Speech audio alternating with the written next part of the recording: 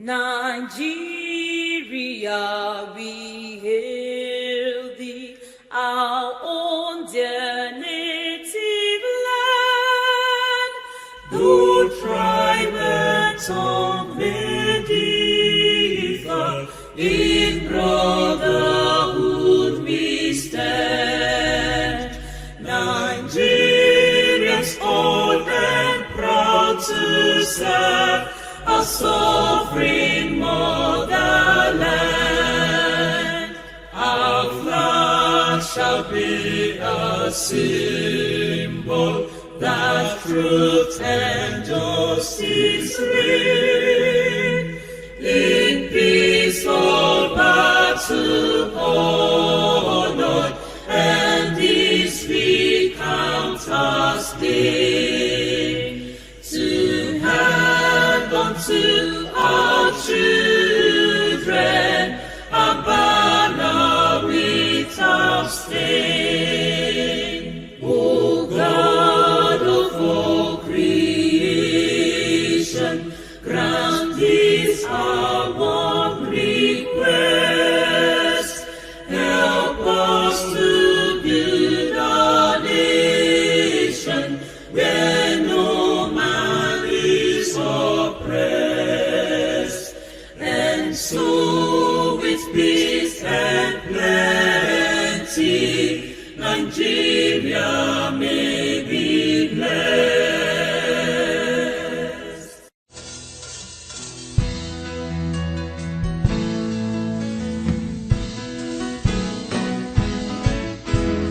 Foursquare we stand for the living word, for the word of God, telling to all the story of Jesus, stand of Jesus' right. Man of sorrows and of grief, dying on the tree. Mighty Redeemer, glorious Savior, Jesus of Calvary. Preach the Foursquare gospel, the Foursquare gospel. Clear, let the Foursquare message ring. Jesus only Savior, baptizer and healer, Jesus the coming King. Unfurl your banners and forward go, oh, you ransom hope. Trusting in Jesus, mighty baptized with the Holy Ghost. Lion of Judah, King of kings, Lord of lords is He. Clothing His church with power to witness, leading to victory. Preach the Foursquare gospel, the Foursquare gospel. Clear, let the Foursquare message ring. Jesus only Savior, baptizer and healer, Jesus the coming. Last time. Preach the Foursquare gospel, the Foursquare gospel. Here let the Foursquare message ring. Jesus only Savior, baptizer and healer, Jesus the coming King. Jesus only Savior, baptizer and healer, Jesus the coming King.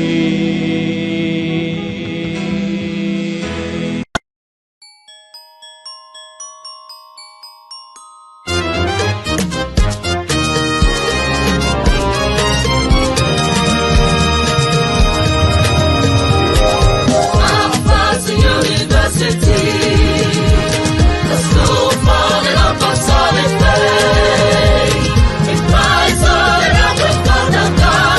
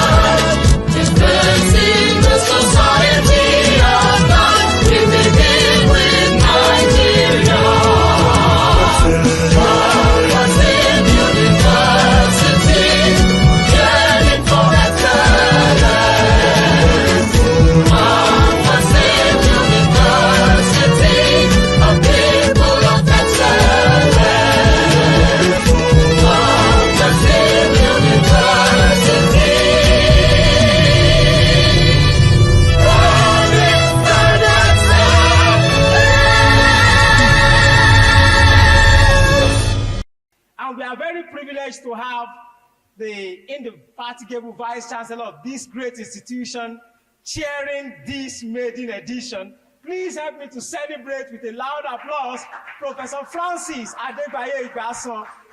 We are grateful, sir. Thank you for the support. Thank you for the support. And next to his right-hand side is the man that has also been supporting us left, right, and center. Please welcome with me the Deputy Vice Chancellor of McPherson University, Professor Okeshola. Thank you very much, Professor Latuji Okeshola. And of course, the acting registrar of our great university, Mr. Olufemi Adebowale, we celebrate you, sir. We appreciate you for the support as well. The bossa is in the house. She gave us all the resources that we need to make this a success. Please help me also celebrate Mrs. Aderonke Adeofun. We appreciate you, ma. Thank you for honoring us with the gift of your presence. I'm sure the university librarian will also join us before the end of this event. Aside members of the management that we have here present, the guest lecturer of today is also around, all the way from Ekiti State, a man that has gathered experience serving as registrar in not one, not two, but 3 institutions in Nigeria, a man of excellence. Please help me to celebrate Dr. Jadesola Tai Babatola. We appreciate you, sir. We appreciate you, sir. You are welcome. And also we have an internal facilitator who will also address a very jamming issue that we need to know about as far as registry is concerned. Please help me to celebrate our very own Dr. Adeshola Falade. Thank you very much, sir. He's also one of our resource persons for today. You are welcome. Our deans, our directors, you are also welcome. And let me mention a few because of the exigencies of time. Please help me to celebrate the Dean of the College of Allied Health Sciences, Professor Lucy. You're welcome, ma. Professor Lucy Uno Arauhi, we celebrate you. The Acting Dean of the College of Postgraduate Studies is also in the house, Dr. Babatunde Lawal, we celebrate you. The Acting Dean of the College of Computing, who took the opening prayer, Dr. Emmanuel Ubam.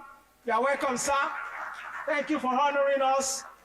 The Dean of Law, the Acting Dean of Law, Dr. Ogutoku, you are welcome, sir. You are welcome, ma. We celebrate you. Thank you. The Dean of Student Affairs is also in the house. He's putting on a very lovely bow tie, Dr. Sunday Omaike. Thank you so much for honoring us. We have our directors around.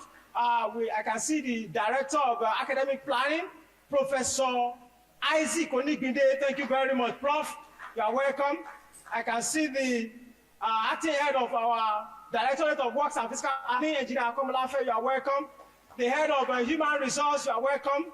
That's my own direct boss, Mr. Kehinde M. Oruwa. And all other directors, Director of the Center for Entrepreneurship and Innovation, Center for Entrepreneurship and Innovation, Dr. Abu Aso, you are welcome. Our HODs across all the departments, you are welcome. I can see quite a number of them in the house. We appreciate you and we welcome you. From the Medical Center, from the head of the unit, Dr. Clement Uwechi, you are also very much welcome and we celebrate you. And we look forward to a very productive and inspiring session tonight. And this morning.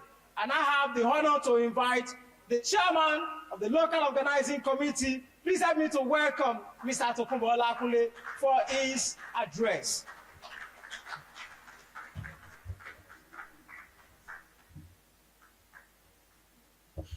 To the glory of God Almighty, we return back to Him everything in which He has made it possible for us to gather here. He is no other person than God Himself, the uncaused cause, unmoved mover, and unshake shaker. We want to present this speech, but before proceeding further, I would like to sincerely recognize by way of protocol the Vice Chancellor, the Deputy Vice Chancellor, the Acting Registrar and the Secretary to the Council, the Chancellor of our Exchequer, the University Bossa, the University Librarian, and the guest lecturer. the deans and directors, friends from other tertiary institutions across Nigeria, I move. It is with immense gratitude and a deep sense of duty that I stand before you today as the pioneer chairman of local organizing committee for the maiden edition of McPherson's Registry Lecture series. This moment marks a significant milestone in our institutional journey.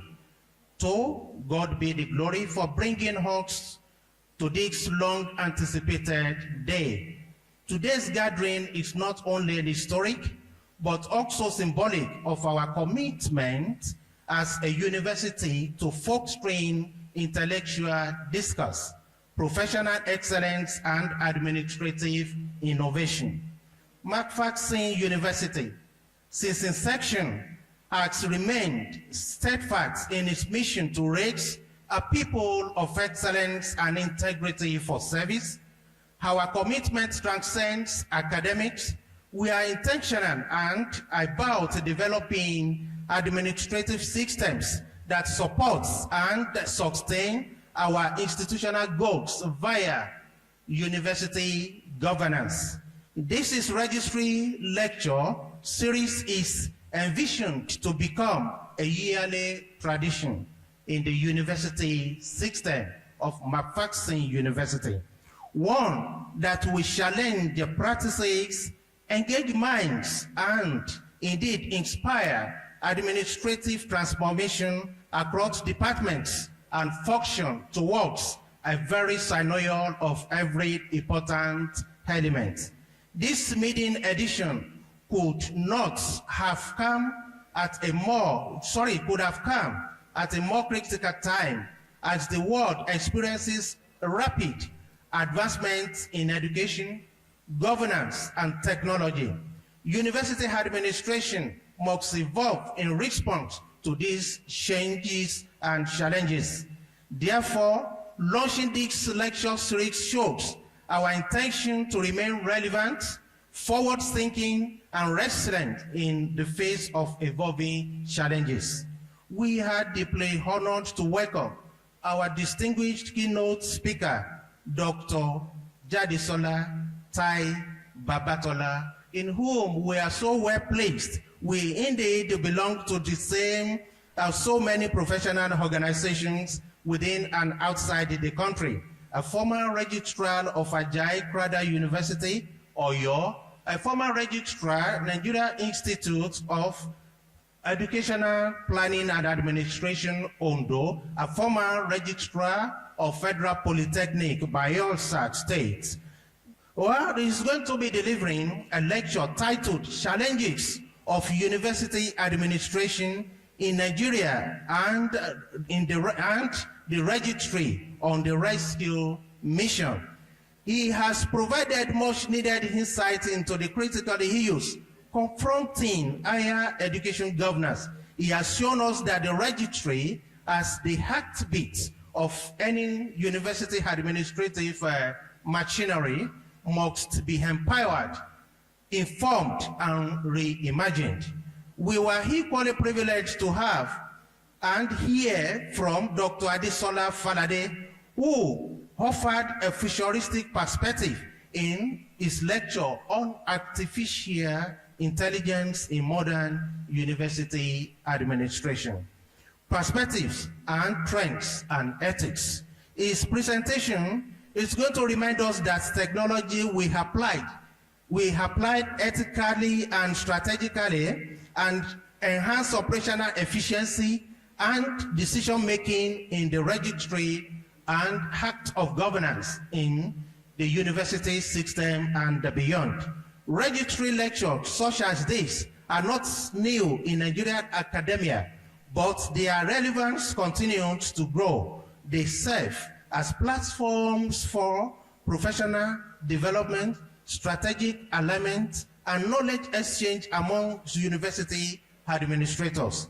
More importantly, they offer space to address contemporary challenges such as digitalization, staff capacity building, staff development, and the policy implementation. Far away from this, at McPherson University, we recognize that strength of academic system is anchored on the efficiency of our administrative backbone. The registry being central to record keeping, compliance, coordination, and the governance must continually be equipped with the tools and the knowledge of registry and the necessary to deliver excellence. It is for these reasons that the institutionalization of this lecture series is so vital. We hold immense appreciation to the university management for sponsoring and supporting this event under the visionary leadership of our Vice Chancellor and Ombudsman, Professor Francis Adegbaye Igbason. Thank you very much. May the Lord continue to bless you. And also with the support of other management members. Indeed, we in McPherson University as administrators will continue to break new grounds in academic and administrative advancement. His unwavering support for this medium lecture has been instrumental to his success and a clear administration of his dedication to the institutional growth. The Lord bless you, sir. To our acting registrar, Mr. Olufemi Adebowale, we are especially grateful your diligence and guidance, support and unwavering commitment to excellence were key to the planning and execution of this event. Mr. Registrar, your leadership within the registry continue to inspire us and set standard for the future engagements of this nature. As we conclude this historic event, I urge everyone present, administrators, academics, and students alike, to reflect on the insights shared today and commit to the continuous improvement in our administrative practices, the university governance. Let us be bold, innovative, and diligent as we build a university administration that is responsive to today's need and ready for tomorrow's demand. Thank you, and may God bless McPherson and everyone as we participate. Let us enjoy ourselves. Glory be to God. Thank you. Thank you very much, Chairman, Local Organizing Committee. A round of applause for him once again. So before I invite the acting registrar of this great university for his address, I want to also quickly recognize and honor dignitaries that we have in presence from other institutions. We are privileged this morning. We have the acting registrar of Covenant University, Ota, in the house. And he came with representative as well. Please help me to appreciate Mr. Adediran Ogun Niyi. You are welcome, sir. We appreciate you and all members of your team. And we also have online registry staff of Achiever University. We also have online representatives from Adekunle Ajase University. We are optimistic that more administrators in different institutions will join us for this all-important event. It is now my pleasure and honor to invite the acting registrar for his address. The acting registrar, sir. A round of applause. Thank you very much. The Vice Chancellor, the Deputy Vice Chancellor,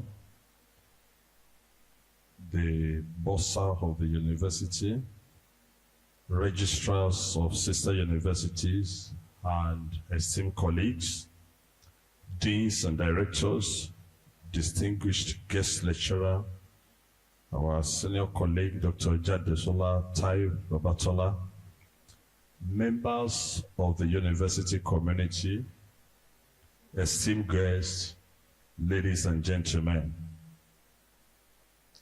It is with immense pleasure and deep appreciation, first to God and to my dear Vice Chancellor, that I welcome you all to this historic occasion, the Maiden Registry Lecture of our university. Today marks a significant milestone, not only for the registry department, but for the entire university community, as we gather to interrogate one of the most pressing issues in higher education governance, the challenges of university administration in Nigeria, and more importantly, to explore the pivotal role of the registry in overcoming them. Universities across Nigeria, both old and new, continue to grapple with a myriad of administrative challenges. These include inadequate funding, policy inconsistencies, over-centralization, bureaucratic bottlenecks, rapid expansion without corresponding infrastructure, and at times a misalignment between academic and administrative arms of institutions. These challenges do not just test our capacity as administrators, they demand a renewed sense of purpose, innovation, and resilience. It is within this context that the registry must arise not just as a record-keeping office or secretariat, but as a central pillar of effective university governance.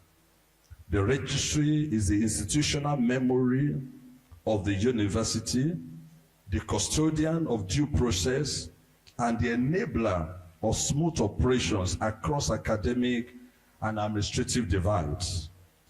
If the university is to function seamlessly and with integrity, then the registry must be agile, professional, data-driven, and committed to excellence.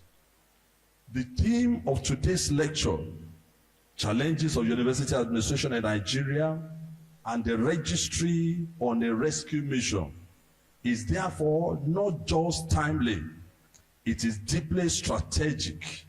It calls for self-reflection, reawakening, and collaborative action.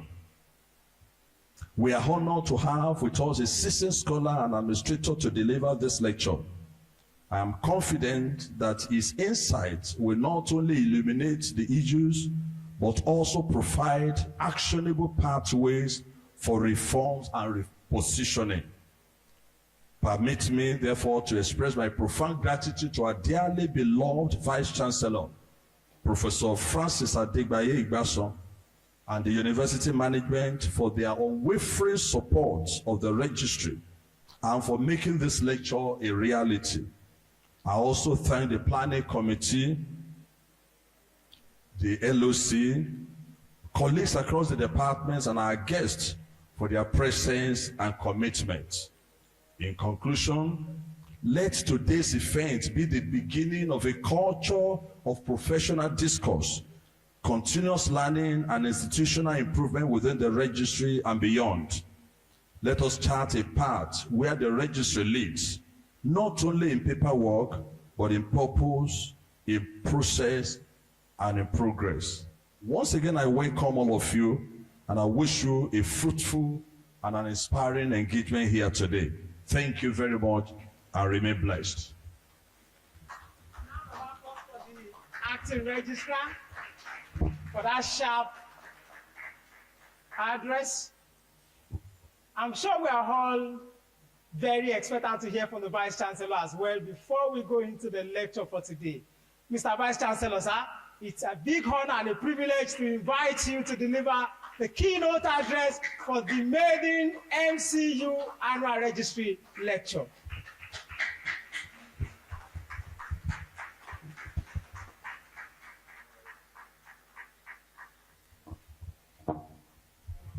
Please sit down.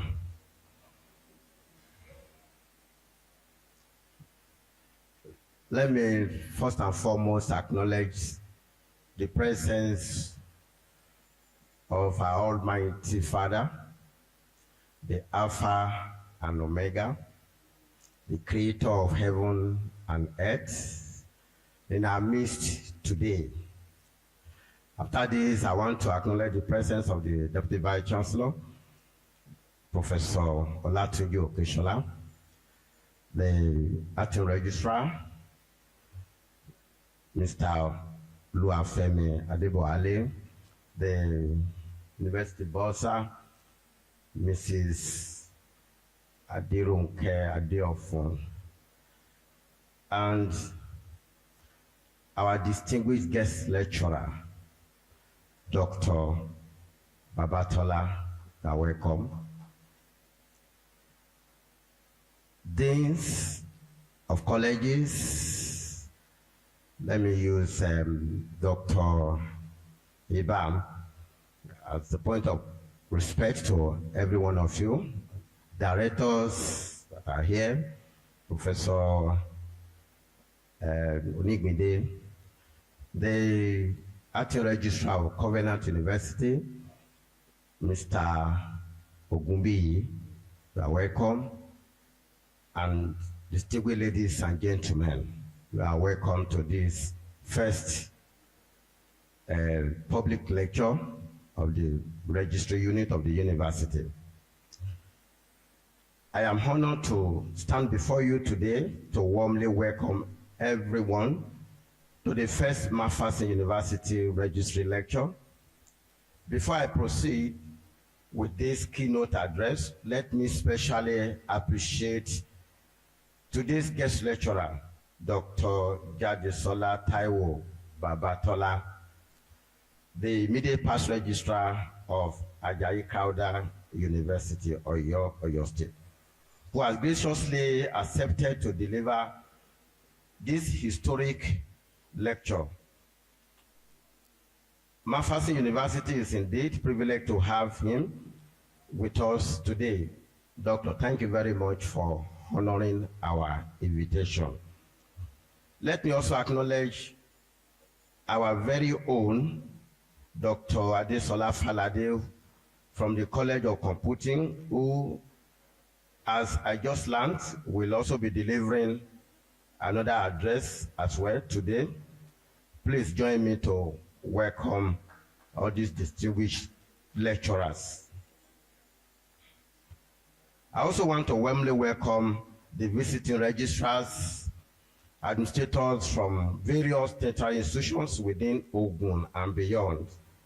I'm aware that for many of you, this is the first time to visit McPherson University, and it brings me great joy that you are doing so on such a historic occasion. Let's especially commend the Acting Registrar, Mr. Luafemi Adeboale, who conceived, nurtured, and amplified the idea of the McPherson University Registry Lecture.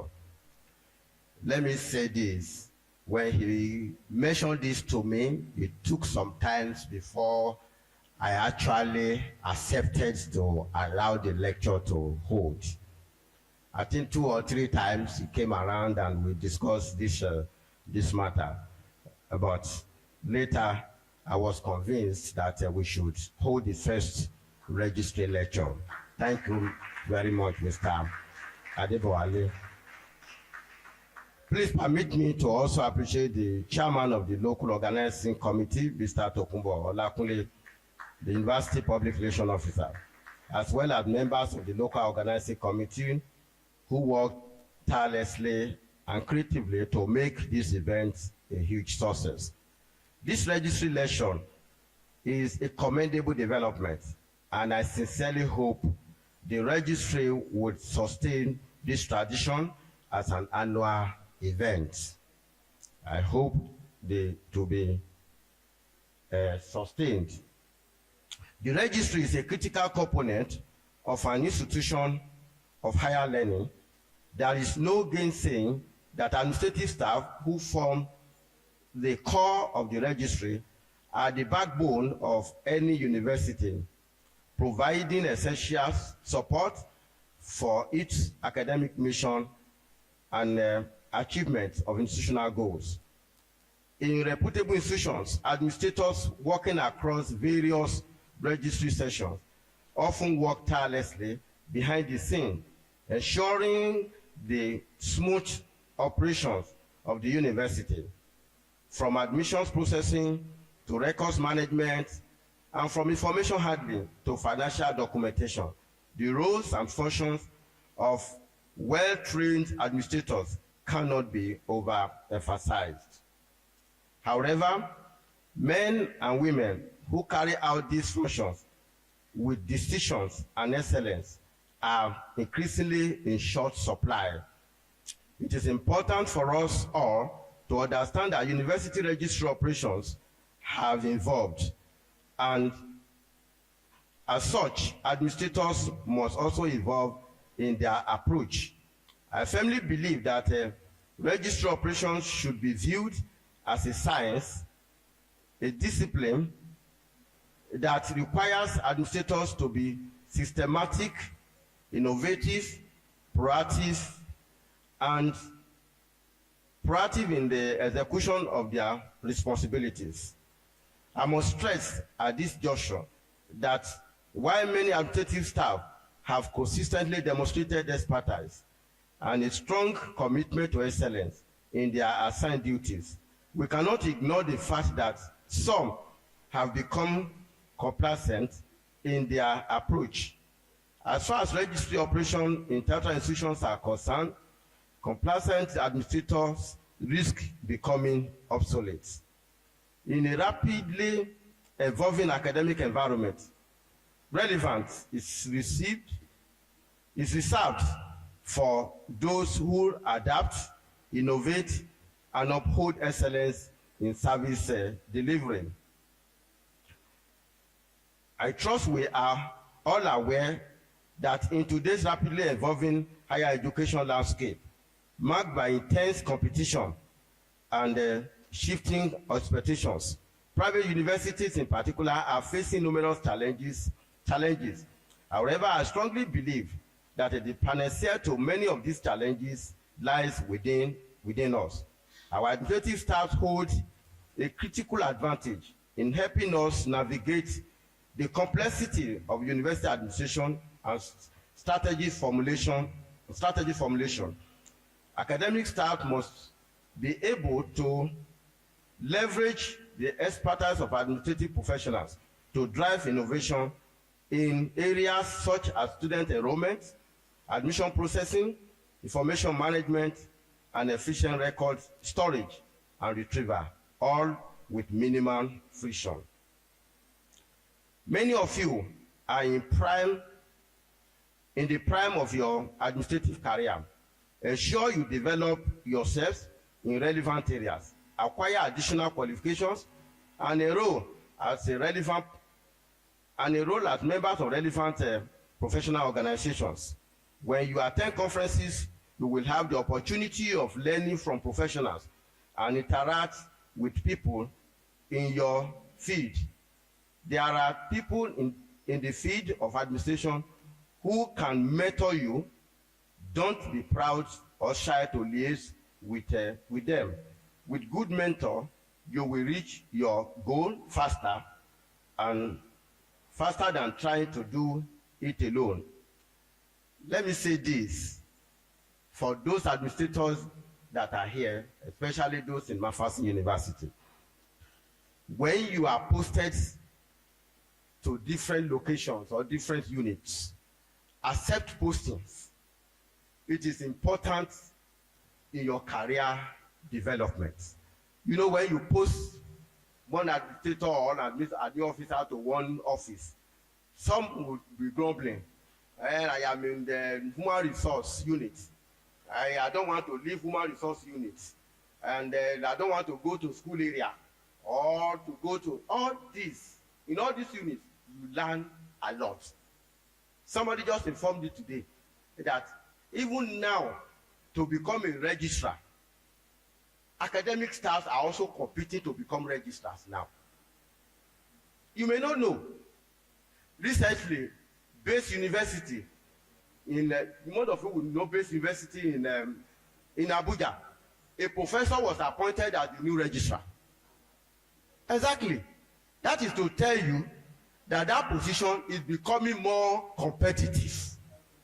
So if you don't develop yourself, it may be difficult for you to get one. So you need to develop yourself. You need to prove that you have the capability to function when you get to that position. So let me also emphasize that your role should not be confined to routine administrative duties. You are also ambassadors, role models, problem solvers, and above all, we stand as together in local parentis, sharing in the responsibility of nurturing and supporting our students as we interact daily with students, faculty, and external stakeholders. Your contributions through guidance, support, and professional service are pivotal to the success of the university. Ladies and gentlemen, administrative staff must continuously strive for excellence. It must be our watchword and guiding principle for every assigned task. Around the world, administrators in leading tertiary institutions do not compromise on excellence, and neither should we. Excellence must become our landmark at McPherson University. Beyond this, there are 5 key principles I urge every administrator to embrace, and these are: embrace innovation and creativity in all administrative assignments. Demonstrate diligence in your daily duties. Take ownership of your work and commit to doing it well. Uphold high integrity and set personal standards of excellence in character and performance. Continuously upgrade your skills, especially technical and technological, to remain relevant and effective. Foster collaboration with colleagues across departments, faculties. We recognize that success is best achieved through teamwork. Let this principle guide your professional journey as we build a registry and a university committed to excellence and innovation. In conclusion, I want to sincerely thank you once again for the opportunity to deliver this keynote address. I also salute the acting registrar and all members of the management for their unwavering support in bringing this first registry lecture to fruition. To our esteemed guest speakers, Dr. J.T. Babatola and our own Dr. Falade, I express deep appreciation for your presence and valuable contributions. I'm optimistic that your lectures will be insightful and illuminating for all participants. I would also like to acknowledge the presence and the support of our deans, heads of departments, directors, and heads of units. Most importantly, I wish to commend the incredible administrative staff of McPherson University. Thank you, and God bless you.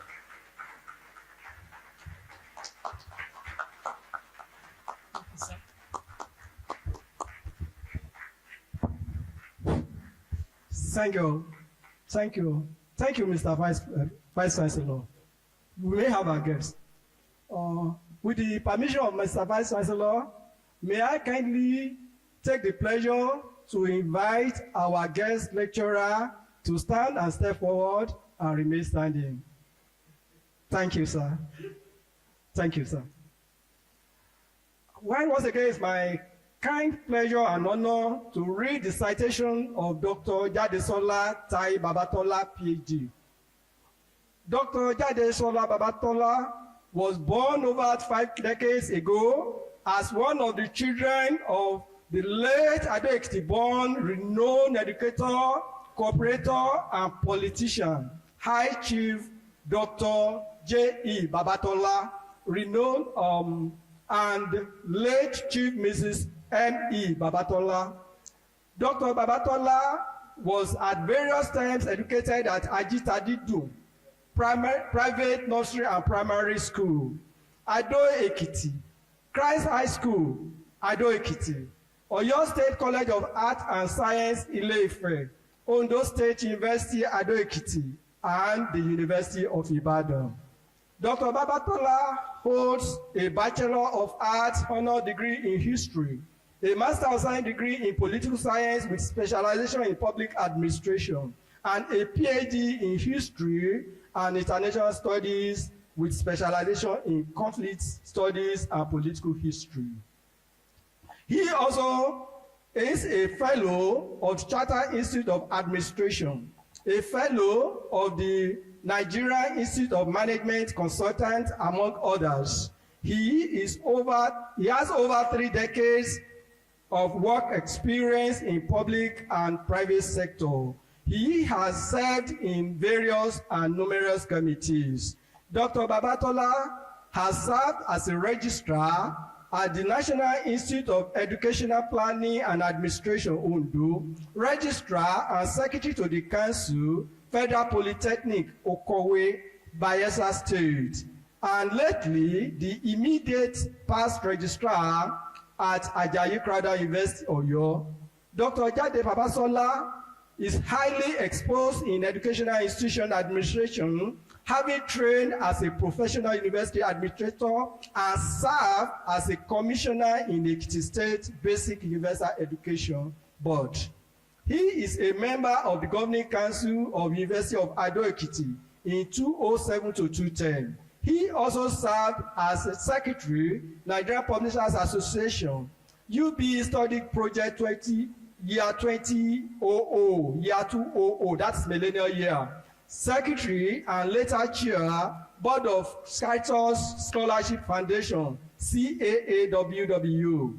He has attended over 58 workshops and conferences in educational management and professional development in Nigeria, the UK, France, Israel, Palestine Territory, Turkey, United Arab Emirates, South Africa, Qatar, Benin Republic, Libya, Ethiopia, and USA. His hobbies are reading, writing, photography, travels, community service with focus on alumni relations, community development, and networking.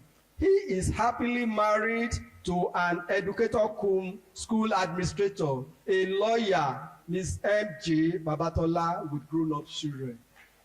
Our distinguished lecturer, you are most welcome. Thank you for honoring our invitation. While you take your seat.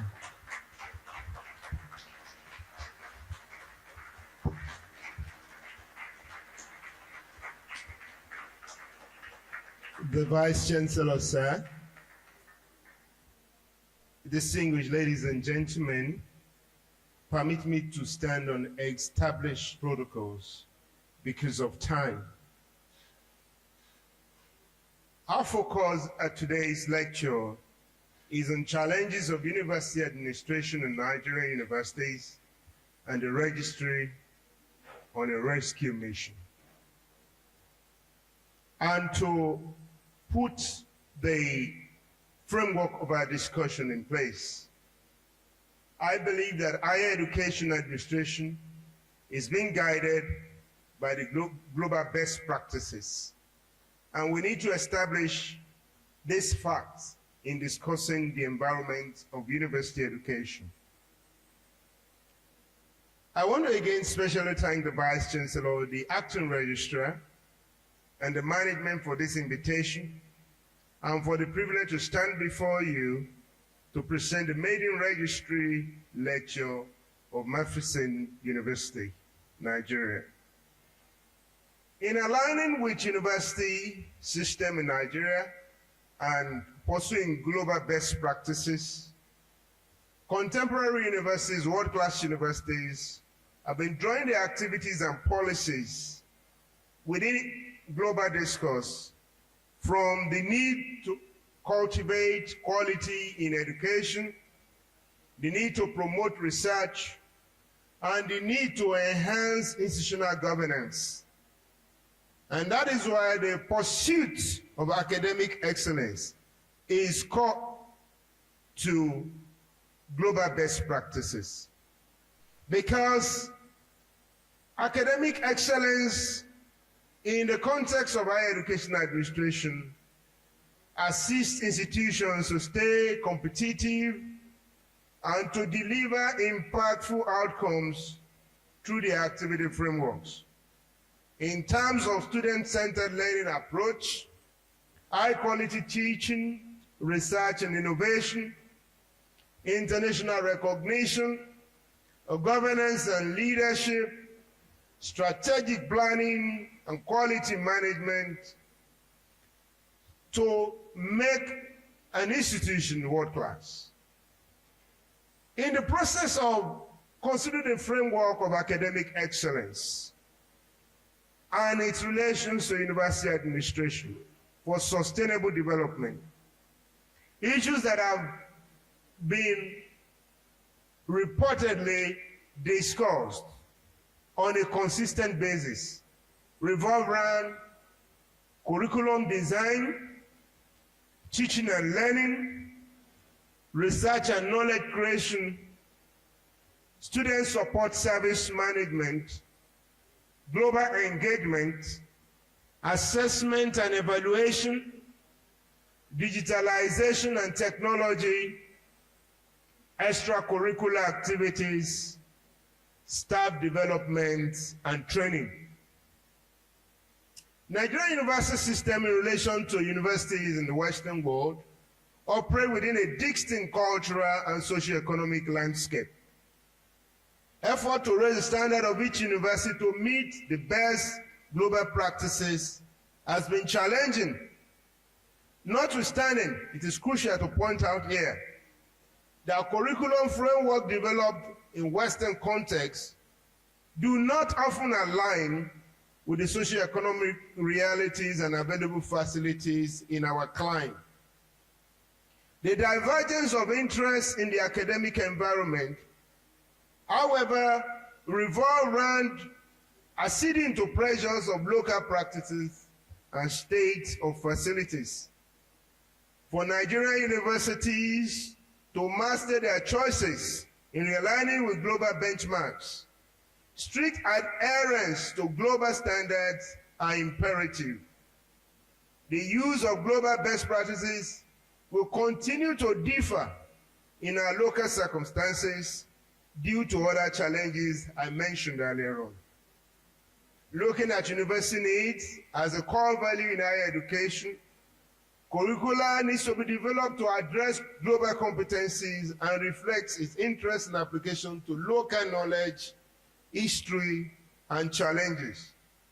Despite the pressures from supervisory and regulatory bodies like the Federal Ministry of Education, the National Universities Commission, NUC, and JAM, to enforce minimum standard for quality assurance and accreditation purposes, quality assurance is indisputable, despite the fact that we have to key in institutional governance and the survival within our local context by bridging the gap between what we have and what is expected of us as growing universities.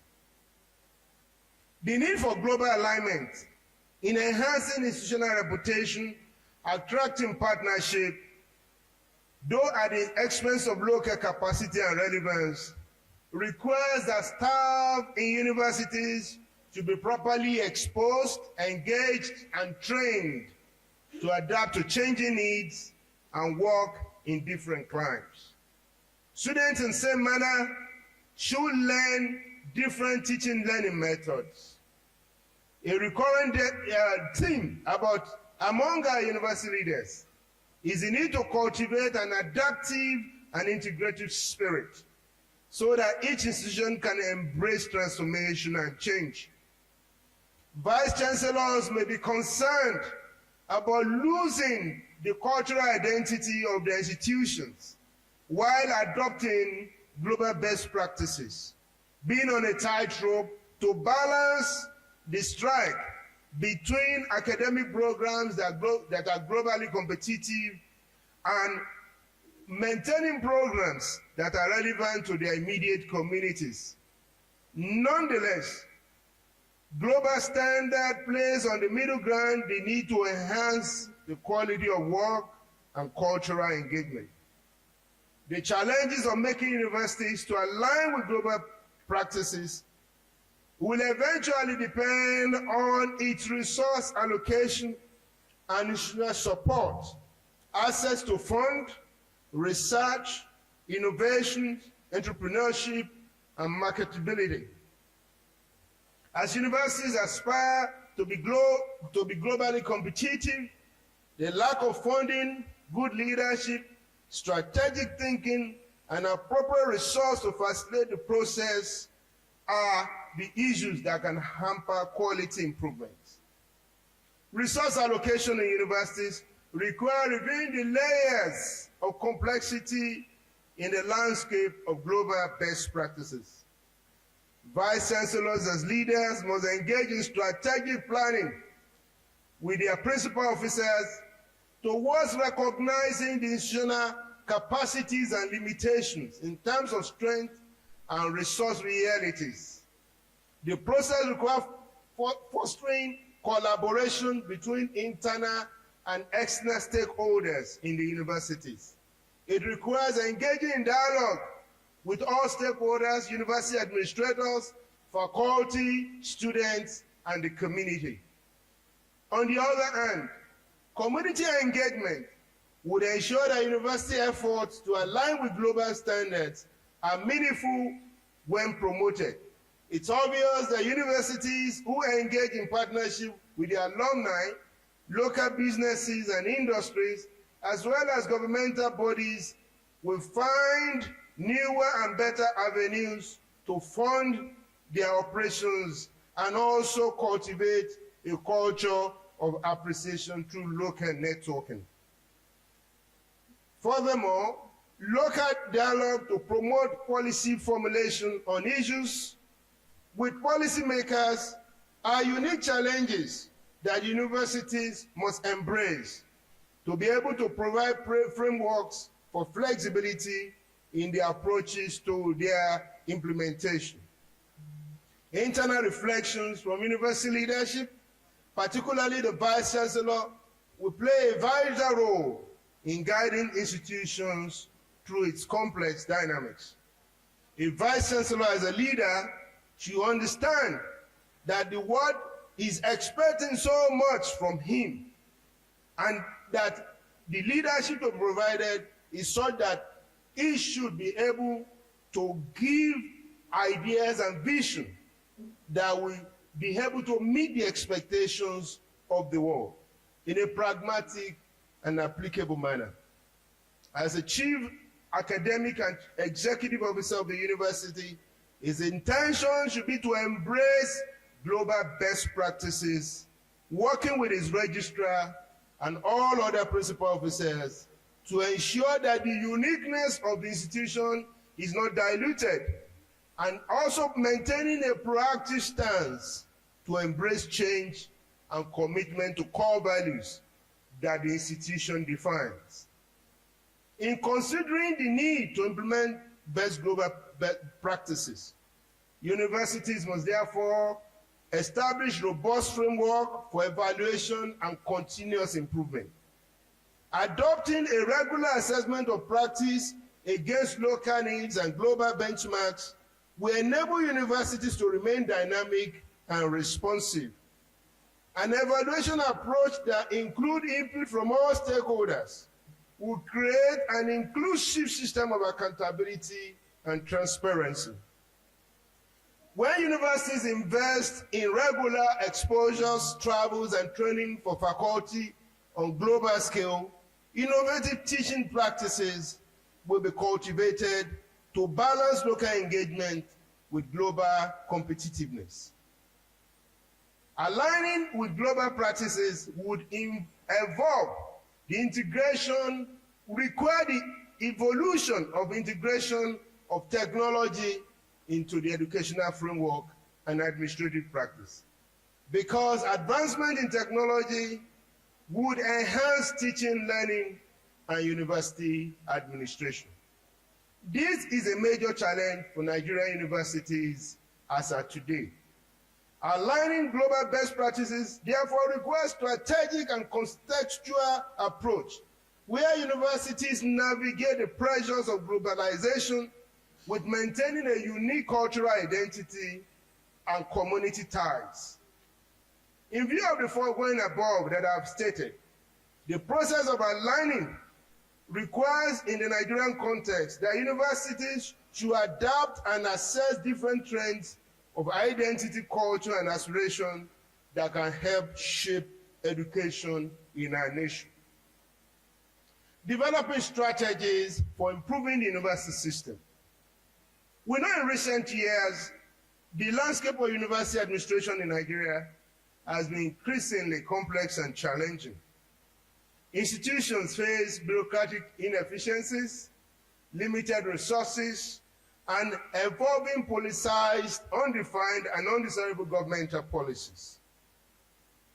In addressing these challenges, for each university to have a success story and testimonial, it is essential that significant steps be taken in the areas of university governance through strategic planning.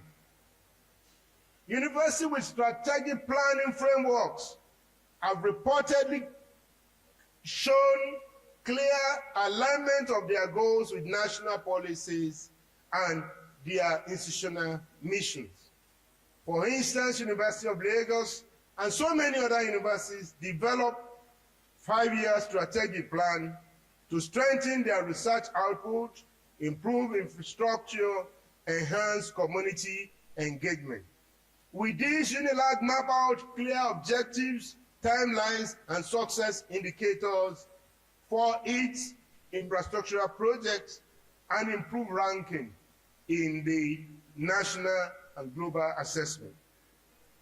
Another area is adopting a robust performance evaluation mechanism as a strategy to improve university life and administrative effectiveness. In the case of Ahmadu Bello University, ABU Zaria, a comprehensive performance assessment system was instituted for both academic and non-teaching staff.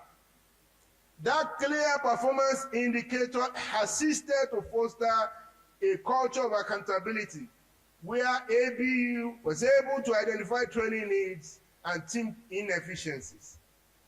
The system improved overall its administrative efficiency by encouraging staff to align their goals with the university mission.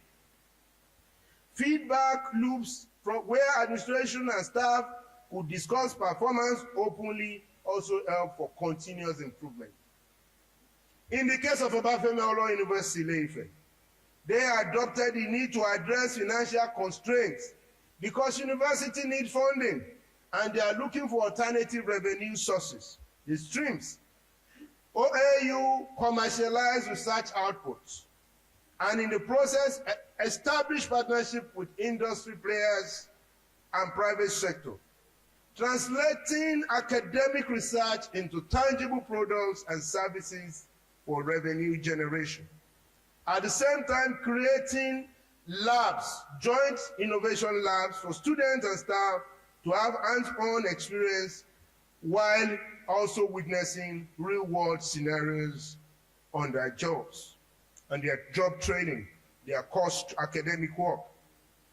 In the case of universities like University of Maiden, State University, embedding a culture of continuous professional development within university staffing has been a vital source of improving on modern education needs. And this is by way of ensuring that staff are given opportunities, particularly administrative staff, to acquire skills in contemporary governance and management techniques through monthly workshops, webinars, and training sessions. And therefore, and through this, the registry has been able to foster a culture of learning among staff, improving their job satisfaction, supporting institutional goals, and benefiting the university community as a whole. In the case of FUTA, universities like FUTA adopted technology-driven solutions with effective integrated management information systems to meet challenges of communication and collaboration among departments. FUTA adopted a centralized information system to streamline its operations in student enrollment, examination scheduling, and record keeping. This helped to minimize bureaucratic delays and facilitated better communication across departments.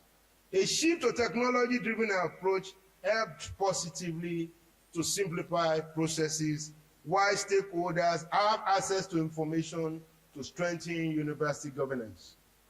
In the case of UNN Nsukka, Nsukka adopted an approach of fostering stakeholders' engagement through regular forums and community outreach programs that were meant to bridge gaps and build strong relationships in the university community.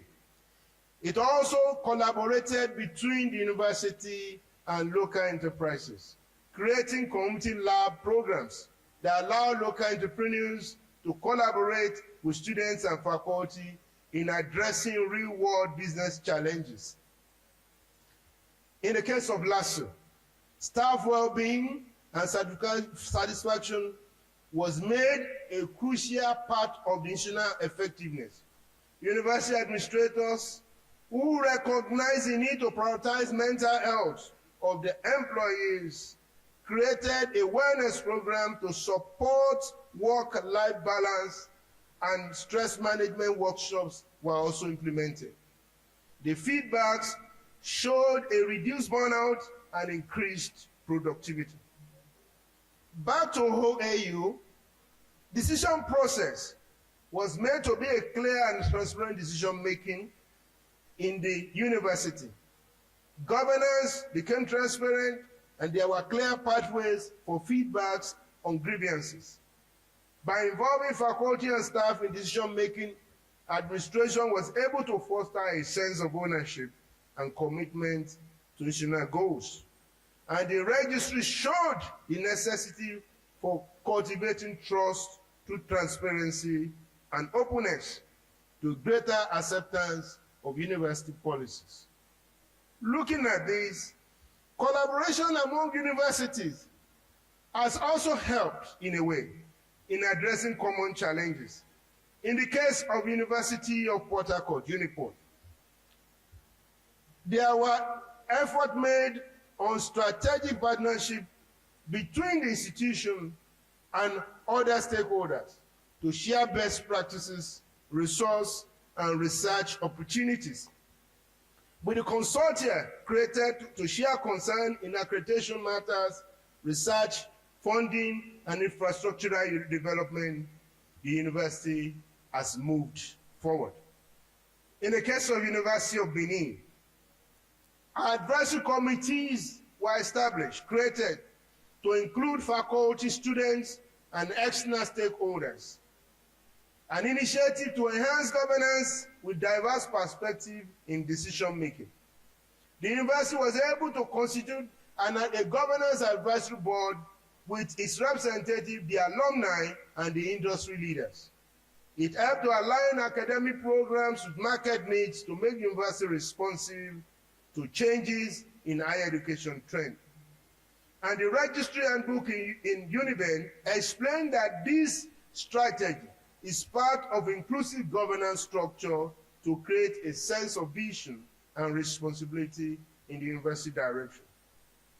In the case of University of Ilorin, the university adopted the pursuit of excellence as a means towards global best practices, benchmarking programs to regularly compare performance metrics with those of top global institutions. This strategy helped the university to identify areas of improvement proactively. The benchmarking process fostered innovation and allowed the university to adopt proven strategies. In the case of UniJOS, University of Jos, emphasis was placed on sustaining a resilient organization culture that suffices for improving the university system through training of its staff in professional development programs. Administrative staff were equipped with strategies to manage stress, navigate change, adapt to disruptions, in the university environment.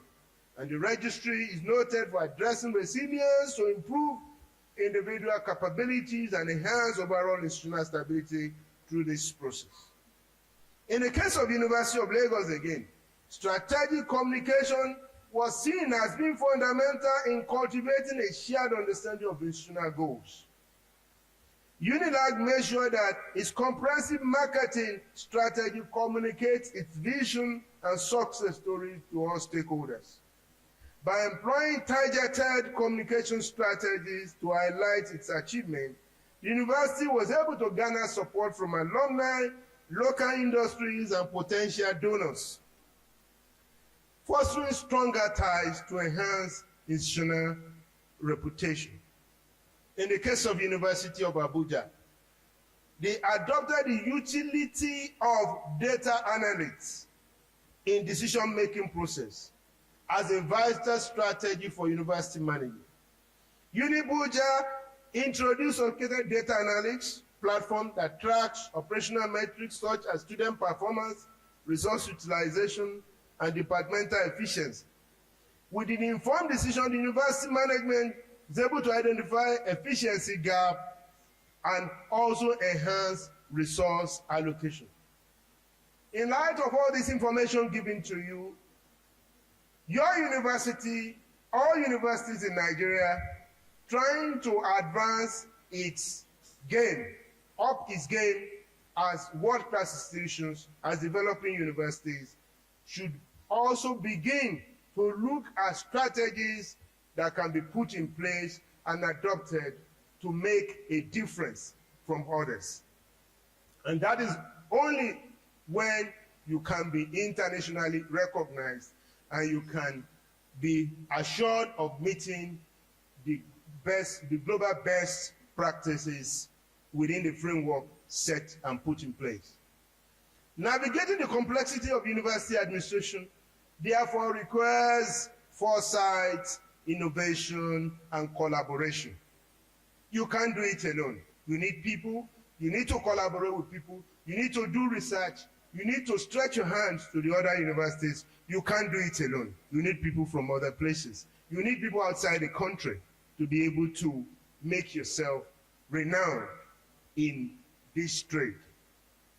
As universities face increased pressure to remain relevant and effective, the lessons learned from their success story offers invaluable insight for administrators to also assist in advancing their institutions. Now to the game of the registry. The registrar's role, duties, and responsibilities in university governance. That is where we are going. The role of the registrar in university governance is integral to the institution's integrity, operation, and success. There is no other way to it. Because as a custodian of records and a critical administrator, the registrar serves as a backbone of university operations, ensuring that various processes run smoothly, efficiently, and without delay. Exploring the multifaceted responsibilities of a registrar is the only significant factor in this discussion when looking at the broader context of university governance in Nigeria. At the core of the registrar's duties is the management of academic records. The responsibility entails overseeing the collection, maintenance, and protection of student academic records, essential for validation of qualifications and achievement. It's a lifetime thing. Once the academics have done their own part of examining students and bringing the result for Senate approval, the record for the life of each graduate is in the hands of the registry. Integrity comes into place as a result of that. Academic records are not just a compilation of grades. It's a comprehensive account of students' academic journey, admission processes, program requirements, transcripts, graduation eligibility, and even lifetime career validation. Registrar must ensure that these records are accurate, up to date, and securely stored to protect the privacy and confidentiality of a student and to comply with legal and institutional regulations. Management of academic record goes beyond mere clerical duties. It's got beyond secretarial functions. It requires a keen understanding of academic policies, institutional standards, and state regulations. The registrar must navigate complex systems to ensure compliance with various accreditation bodies and government mandates. In a dynamic educational landscape, where policy can shift in response to reforms at the national level or other governmental directives, registrar must be prepared to adapt processes and procedures to maintain relevance and effectiveness. Registrar must also ensure that admissions criteria reflect the university standard for academic excellence. This balancing act can be challenging in contexts where external pressures persist, but the registrar is still responsible for ensuring the integrity of examinations and assessment. Although in the Nigeria university today, a lot of functions relating to examination management and administration is being taken over by the academics.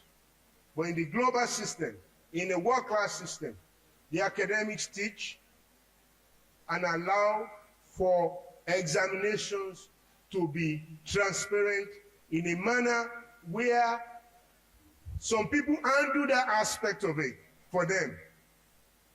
But because the academics are losing confidence in the non-teaching, in the professionalism of the non-teaching, they are taking over the results. They are taking over the coordination of exams from the registrar in many institutions.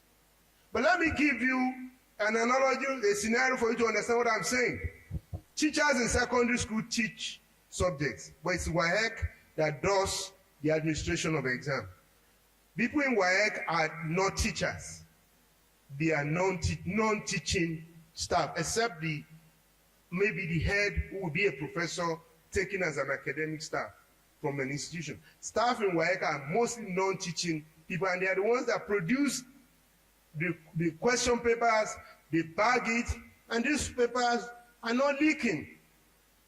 But in a situation where you have a system where papers are being produced by non-teaching staff and they are leaking, the academic staff will want to do the aspect of also supervision. But when you go to the University of Ibadan, original handbook on administration of exam, the administration of exam is in the hands of a registrar.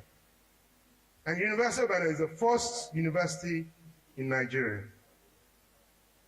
A lot of things have been taken away from us in the registry because of doubt about our capacity and ability to keep records, to have integrity in the work we are doing.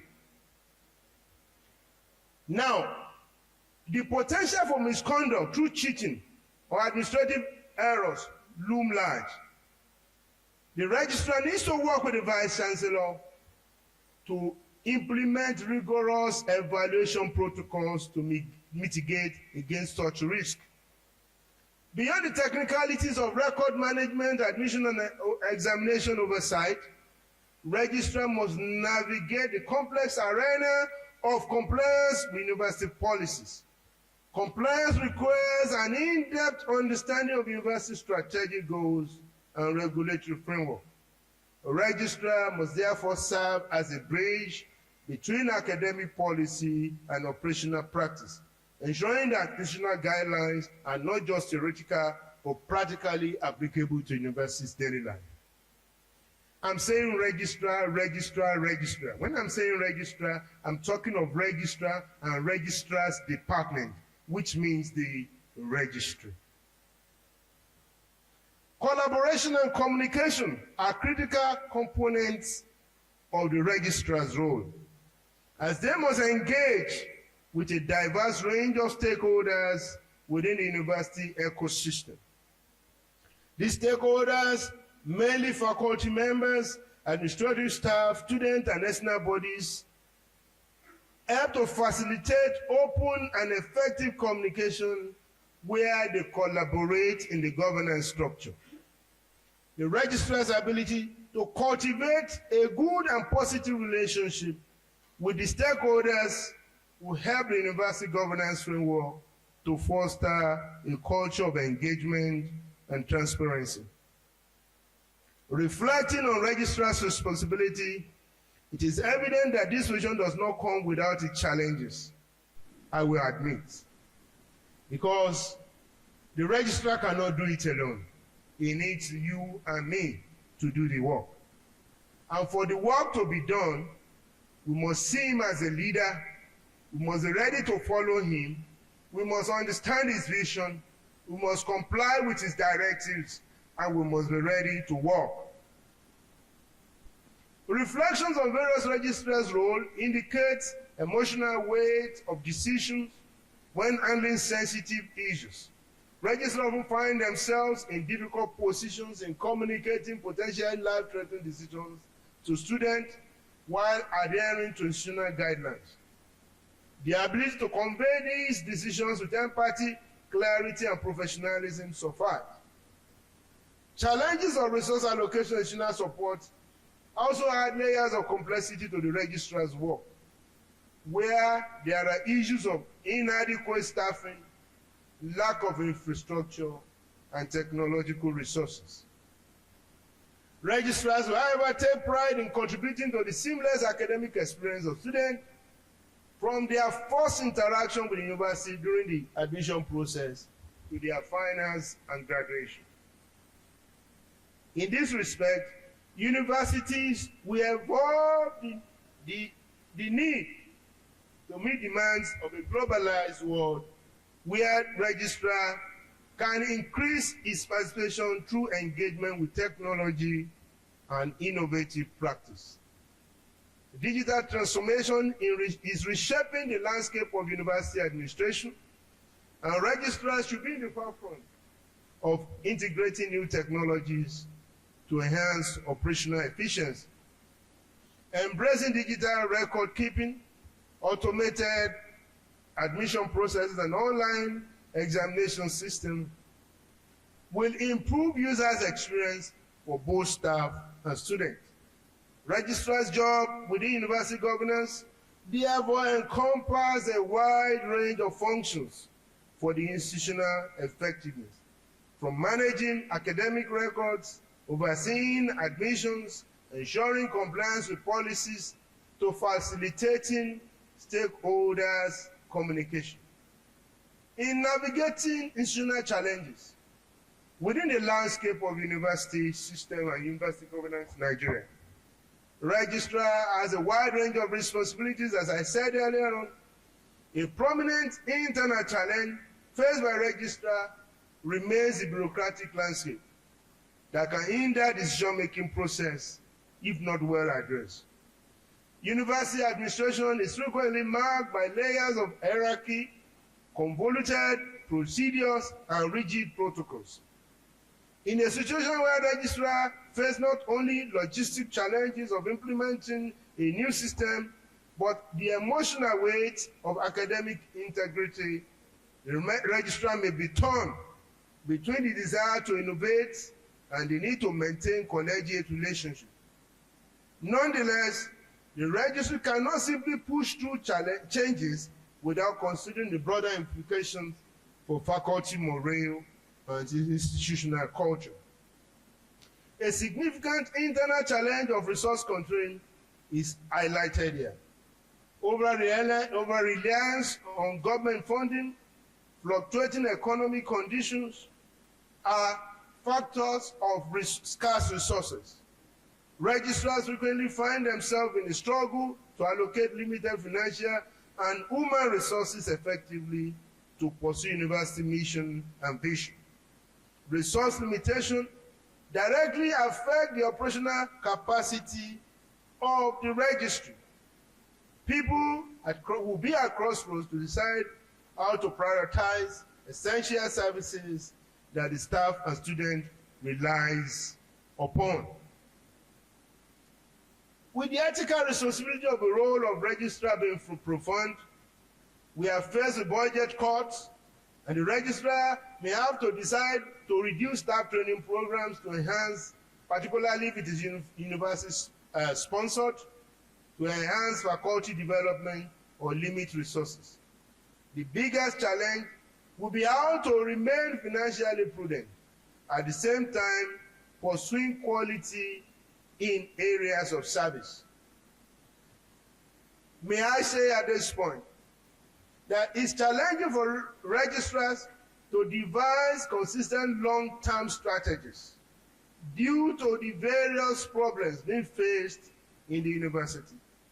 Balancing the competing demands will also lead to complex negotiations in defining registrars' diplomatic skills on a tightrope to advocate the institution's interests and pursuing collaborative and cooperative relationship with other officials. So registrars must develop strategies that enable them to navigate complex landscape.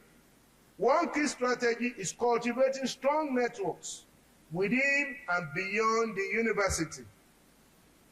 Another is proactive communication in play a pivotal role in navigating institutional challenges. A registrar who builds transparent relationships within the university community is better equipped to manage change and foster collaboration. Registrars should have regular communication with other principal officers, deans, faculty members, and students. This is paramount to achieving the university goals.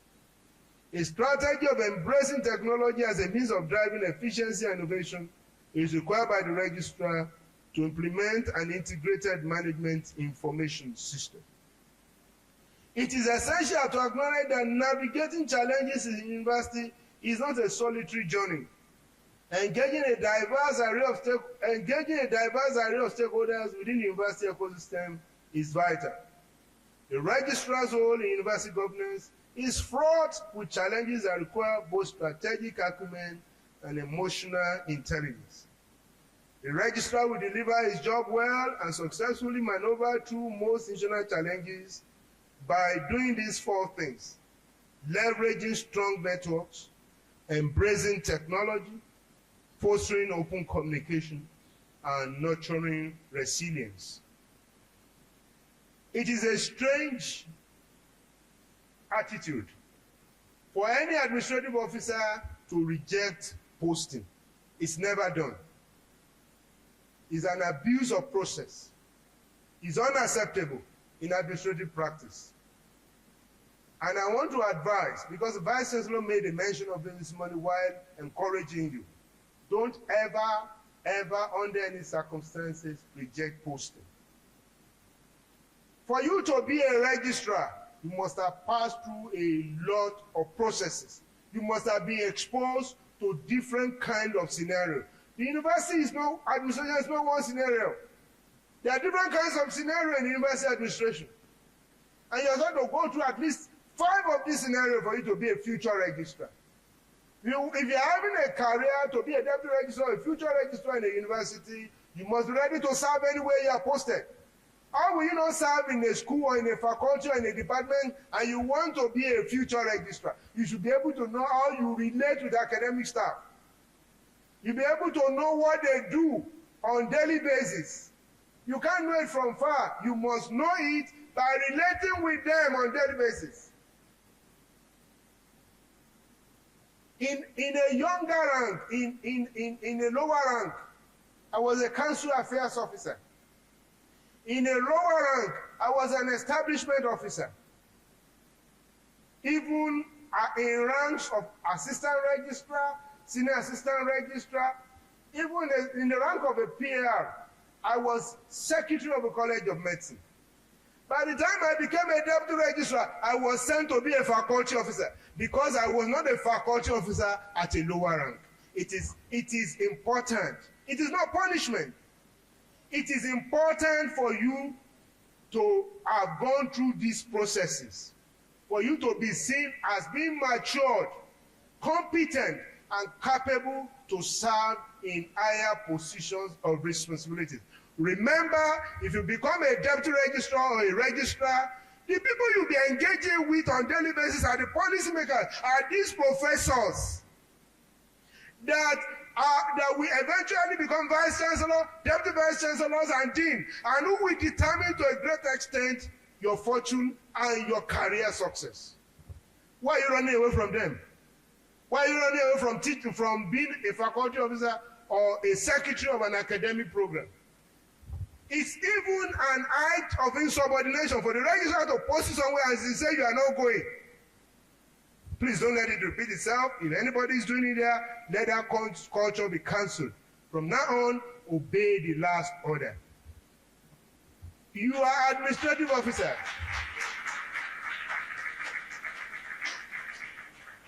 You are like soldiers. You obey the last order.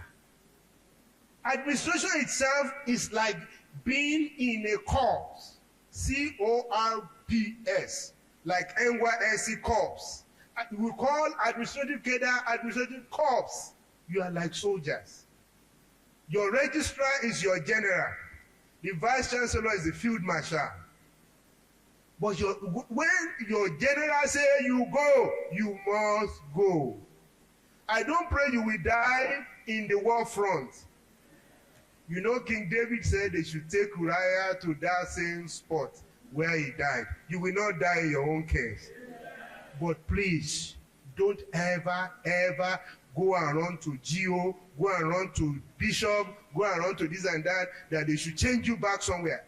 You are tying the hand of university administration, tying the hand of the registrar, tying the hand of the vice chancellor by politicizing the system, by bringing in outsiders to interfere in the process of governance and administration. Now put yourself in a position that if you now become the registrar and you give instruction and the people cannot carry it out, will you be happy? Do we have a system in place? Please, let's work on that. Registrar as a change agent. Within the university system, the registrar's role transcends traditional administrative responsibilities because it unfolds with a profound capacity for instigating change and driving institutional reforms. Registrars therefore possess a unique vantage point that combines operational insight with strategic oversight. Change is not merely a reactive measure, but an essential catalyst to align institutions with evolving educational paradigm and expectation.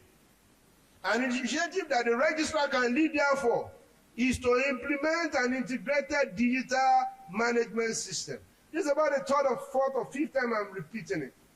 We are moving to a new age, and someone is going to speak about that after me.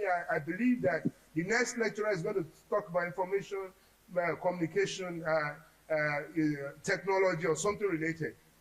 We need to digitalize our system. We need to train everybody. Every administrative officer should have a laptop. Even if you become a deputy registrar and you are posted with a secretary, you still need to know how to use the system, so that you don't need to someone before you do your work. And I don't think even most private university has the luxury of time and money to give you secretaries. So it's time you need to learn to know how to do the job. A big improvement for the operational workflow to enhance service delivery can be met by the academic and non-teaching staff if they alleviate their burdensome manual process and allow them to focus on more strategic. The efficiency gains and university can be remarkable if a registrar's leadership in various projects help to refine university interaction with students through ICT. Beyond technological improvements, registrars play a critical role in fostering a culture of innovation for staff development initiatives. Recognizing the importance of empowering administrative personnel in a rapid changing educational environment, Registrar can spear professional development programs. And you should key into it. The impactful nature of such initiative will show registry's commitment towards investing in human capital as a cornerstone of university development. In a lot of instances, for you to be a world-class institution, people are looking at the professionals working in that institution and the qualifications that you possess. You can add value to your university record, to your university future, but by the way you are pursuing a lot of things, the way you are doing things. Today, by the grace of God, I'm not here to boast. I'm just trying to encourage and to motivate you. I'm a member of at least 10 professional and bodies and learning societies. I realize that the way forward for anybody in the registry, for your academic counterpart not to look down on you, because it is possible for them to look down on you, because they read, they write on daily basis, and you, unless you are writing minutes of meeting or putting files together, you are not seen to be as challenged as they are. So they will not unless you prove yourself. And for me to prove myself, I started today. I'm a fellow of the Nigerian Institute of Management. I'm a fellow of the Chartered Institute of Administration. I'm a fellow of the Institute of Management Consultant. I'm a fellow of the Chartered Institute of Corporate Administration. I'm a full member of Association of University Professional Administrators, a full member of the MAUA UK, a full member of Chartered Institute of Personnel Management, CIPM. I'm an associate of the Chartered Institute of Secretaries and Administrators. I'm not saying this to boast. I'm just trying to open your eyes to the need to live where you are. You heard professors are already competing for your positions. And that's where you will retire. That's the highest you can be. And people who are qualified academically are already competing. For you to be able to stand in the midst of these people, don't wait for anybody before you do certain things for yourself.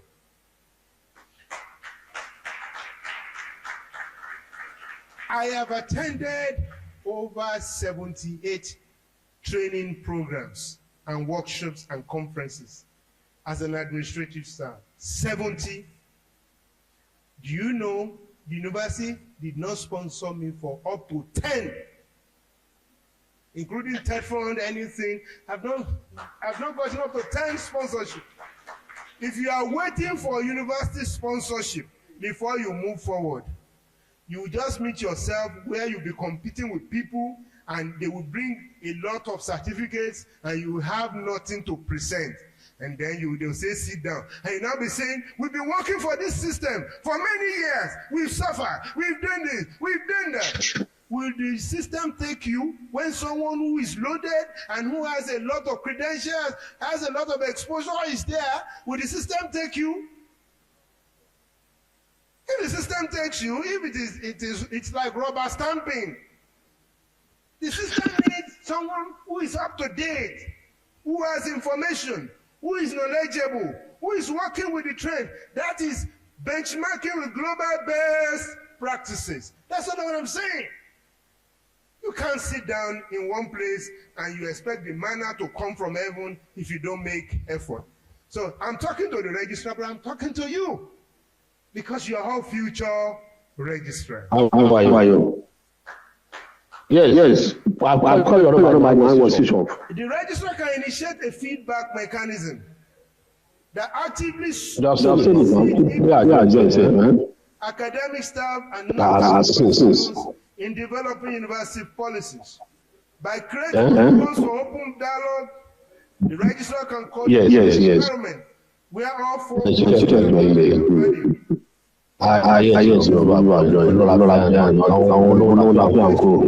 can reveal how staff feels about issues and create a sense of belonging and ownership in institutional decision making.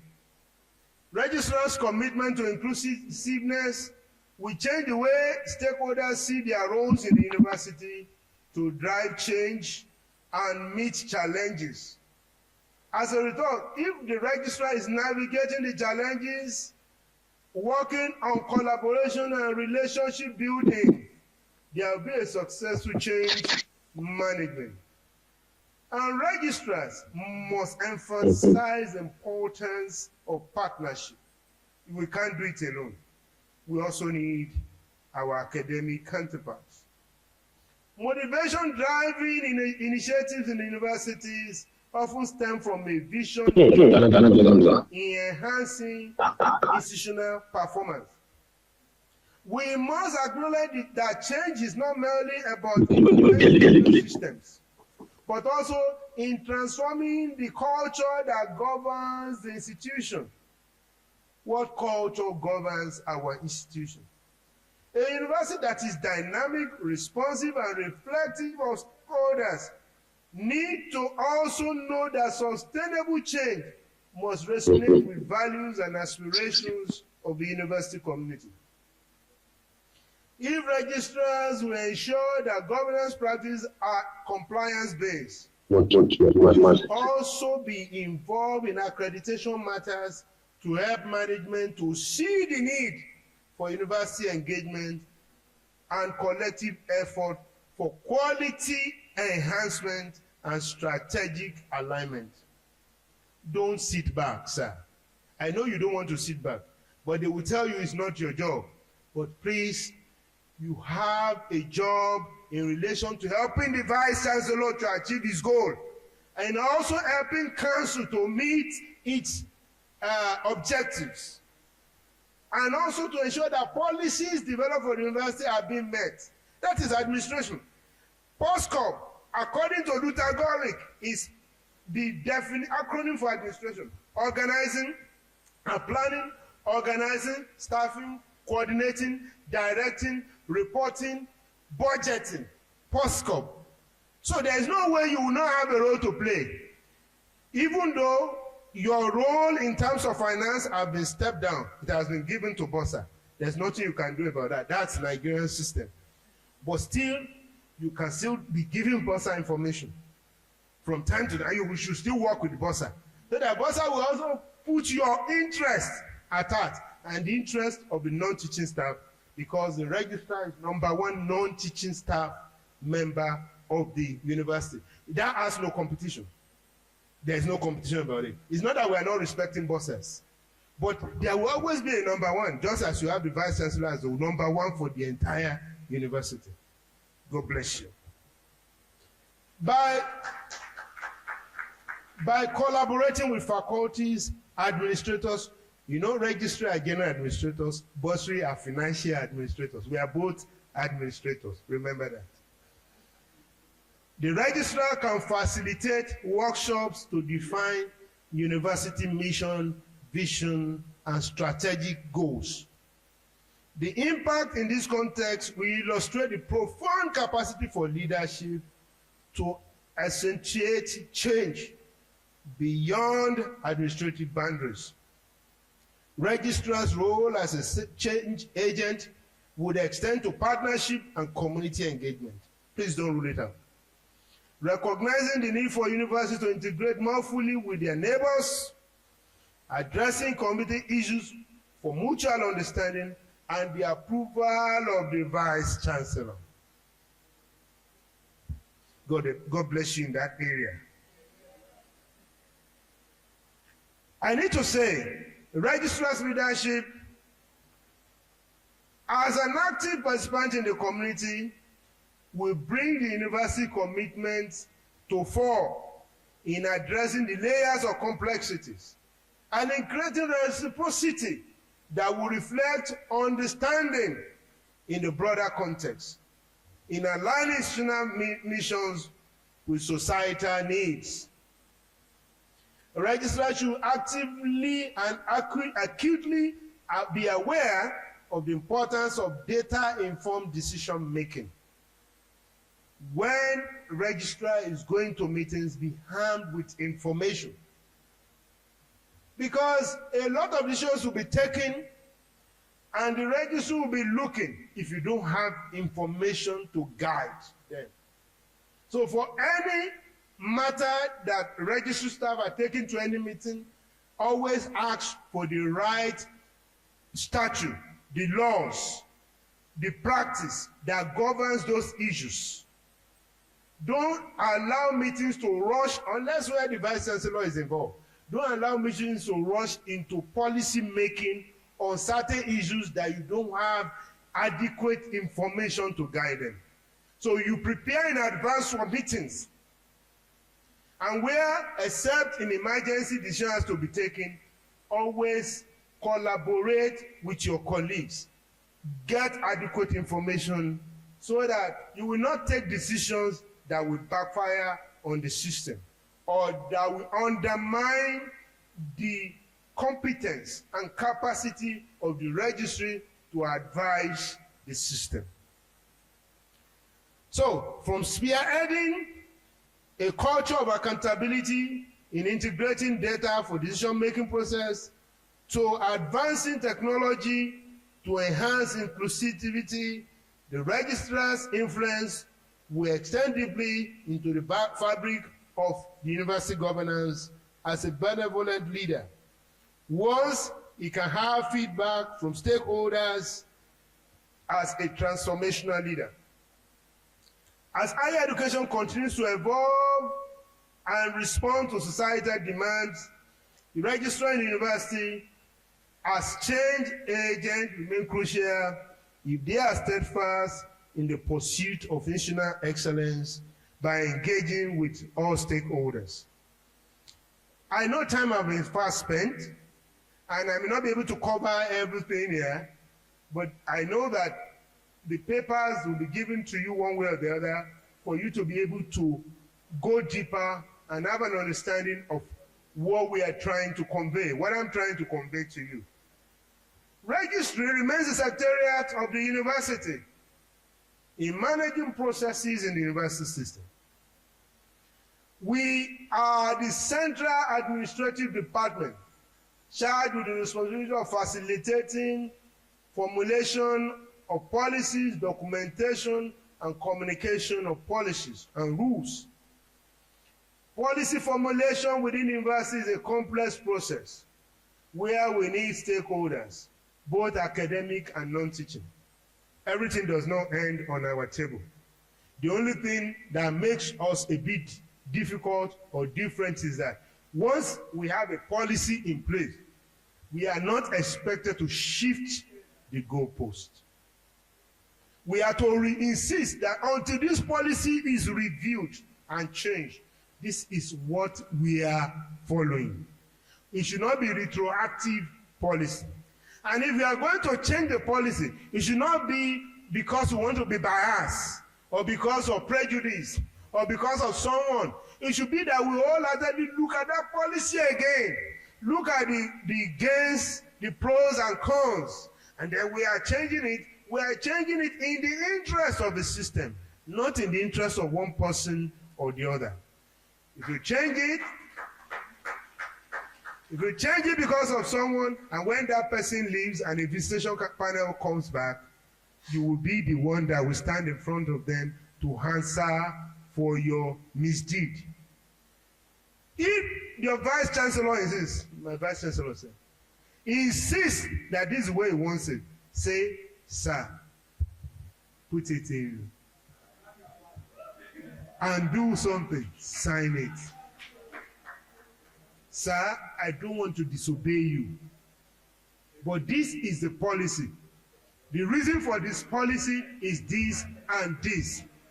It is dangerous to change this policy now, because if we succeed in doing it, someone else may come back in future to see it. And when they see it, they may say that me and you have not done the right thing. What is the way forward, sir? Do we convey a meeting of Senate to find a way to change that policy so that when we now do this thing, it will work in your favor? Or do we go to council and create a situation where when they now give us approval, we now address this matter? Otherwise, if we are going to do anything, compassionate grant, this and that, sir, maybe we take it to a larger forum.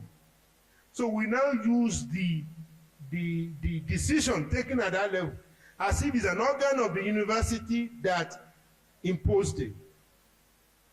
Then I will do it. And in doing so, please don't look at the sword in the hand of a vice chancellor. Don't look at the vice chancellor in the face. It is not necessary, because you can't win the fight. Your vice chancellor is the vice chancellor and is the head of the institution. This is an academic institution. The only thing is that it's just like when you say government of Nigeria. Tinubu is the president, but he has permanent secretaries in the various ministries. He has secretary to the government of the federation. That is our registrar. He has you as FO or someone as permanent secretary, deputy registrar as permanent secretary, and directors in the ministry. Do you see them anyhow in Abuja? No. Who do you usually see? It is the senators. It is the ministers. So you see more of the deans and the HODs. It doesn't mean you are not relevant. No ministry can function without permanent secretary and civil servants. They are the one that actually implements what the federal government is doing. But the credit will go to the vice chancellor, whether you like it or not. So there's no need for you to struggle. But in whatever job you are doing, you must be competent. You must be professionally sound. You must have the savvy to be able to raise your hand, so that when anyone queries what you are doing, they will know you know your onions. Now, the registrar circulates the documents. All these issues are there.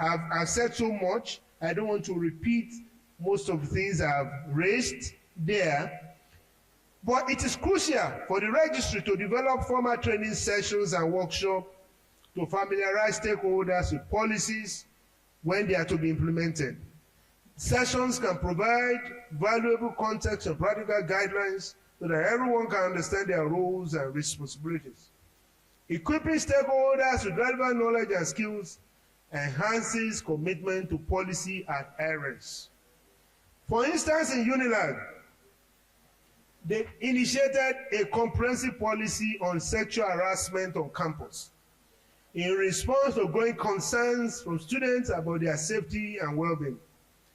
The registry organized focus group discussions with students, faculty, and administrative staff to get input in developing that policy content. With the discussions and finalized policy, they were able to outline a proposal with clear definitions, report mechanisms, and support structures on which to safeguard victims of harassment. The proactive engagement of the stakeholders through the process led to a successful policy implementation. At Ahmadu Bello University, Zaria, a policy on academic integrity was introduced to address issues of plagiarism and cheating. Registry took the lead. They developed a policy paper incorporating qualitative and quantitative data to the issue to assess the prevalence of academic misconduct. The registrar coordinated the workshops to educate students and the faculty on the issue of academic integrity and the consequences of violence in relation to intellectual property rights. The critical role of registry in facilitating policy formulation, documenting outcomes, has helped in that institution to ensure clarity and transparency with proactive engagement and commitment. Evidence of successful policy implementation will continue to reinforce how stakeholders get involved and informed in university life. So if we are facing challenges, we should identify those areas of challenges and create opportunity to address it as a whole. In safeguarding academic integrity in the university system, a registrar plays a crucial role of ensuring that ethical standards are upheld across the institution. And this comes by way of fighting against the abuse of intellectual property rights, academic dishonesty, and necessity for maintaining high ethical standards among faculty and students. For registrar to combat academic dishonesty, we need Senate. Senate to create a policy around it. We need management. Management to support the process of education, to support the process of monitoring, to set up a committee on such matters, and to see that discipline is maintained when there is deliberate breach. Because abuse of academic integrity in a university can give the university a problem in the global space. When someone in India or in China or in America is reporting a staff of your university for plagiarism, is reducing your university reputation and image in the wider society, in the academic circle. So it's not something you smile at. It's not something you put under the carpet. But before you wield the big stick, please educate your staff on the importance of academic integrity. Registry can advise university management to establish academic integrity committee for compliance, and such committee should serve as a bridge between students, faculty, and administration in ensuring that academic integrity of the university is secured. Registrar can include creating channels for open communication on academic integrity and other academic-related matters so that it can receive feedbacks on which to give guidance and to also advise the Vice Chancellor. Registry should facilitate professional development opportunities to equip faculty to engage students in discussions about integrity and ethical scholarship. Academic integrity is a vital component of the overall quality of education, influencing institutional rankings and attracting prospective students to our universities. Universities that actively foster a culture of integrity will enhance their reputations locally and internationally. In fostering a culture of integrity, the registry must always consider how the university mission statement and values reflect its commitment to ethical practices. The registry must create a culture where ethical standards are upheld and celebrated while preparing students to become ethical citizens in the larger society. Enhancing university, just 2 pages left, enhancing university communication process through the registry. The significance of enhancing communication process within the university and among stakeholders to improve information dissemination, foster build trust in every institution suffice. The complexities of university governance necessitate a well-structured communication framework. Registrars as custodians of general knowledge and policy would often encounter challenges in these areas. Nonetheless, at the heart of the enhancing communication process lies the principle of transparency. Transparency in communication fosters a culture of openness and allows stakeholders to feel engaged and invested in institutional initiatives. When stakeholders are well informed, they are more likely to contribute positively to discussions and decisions. The role of registry in promoting transparency by ensuring that information is readily available and accessible to stakeholders. Effective communication hinge on the adoption of strategic communication dissemination channels. In the digital age, universities have access to myriad of platforms and tools that can be used in this process. For instance, use of a centralized data platform can serve as a repository of information, housing essential document policies and announcements and updates at the fingertips of everyone as against the traditional communication structures we used to have. The challenge of the registry communication don't trace back to traditional governance and democratic nature of our universities require us to move forward, to remove delays in responses time and dissemination of critical information. Registrar can initiate a successful communication strategy by prioritizing establishment of clear channels for internal communication. By regularly updating channels on institutional changes, policy alteration, and upcoming events, registry can cultivate a unified sense of purpose and direction. Any vital component of enhancing communication within the registry should be active in listening to what the stakeholders are saying. We must have a listening here. Additionally, feedback mechanisms as suggestion boxes and town hall meetings should be regularly conducted. Registrars must assess technological competence faculty, staff, and students. We need to ensure that the staff are able to interact using the ICT. At the same time, we must tailor our messages to suit the audience that we are addressing at each time for us to be able to achieve results. In closing,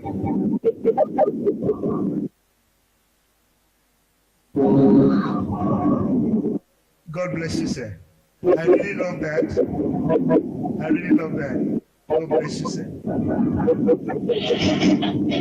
To strengthen communication processes and ensure their effectiveness, registry should consider establishing a dedicated communication team tasked with developing communication strategies, monitoring communication effectiveness, and facilitating training sessions for stakeholders in the university.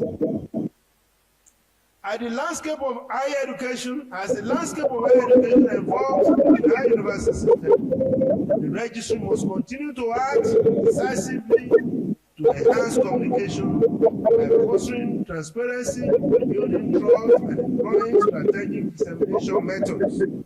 The complexity of university governance cannot be ignored in engaging stakeholders, in implementing innovative solutions, and continually refining communication practices. Enhancing communication processes within the registry and with stakeholders is a critical factor for the success of the registrar and the registry department as a whole. It will come through the following despite the myriad challenges. 1. Tailored communication strategies, transparent practices, active listening to decipher issues, communicating policy decisions as well as at when due, and the establishment of a trust, engaging in a trust relationship with other stakeholders.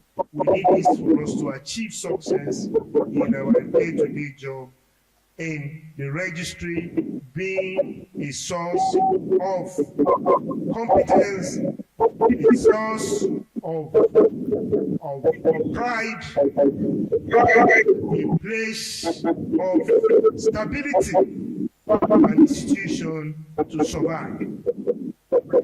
It is imperative, therefore, to ask our registrars and our registry department to foster an environment conducive for collaboration, inclusion, and effective governance, enunciating the principles on which each university stands for us to be able to play our role in the changing world and society.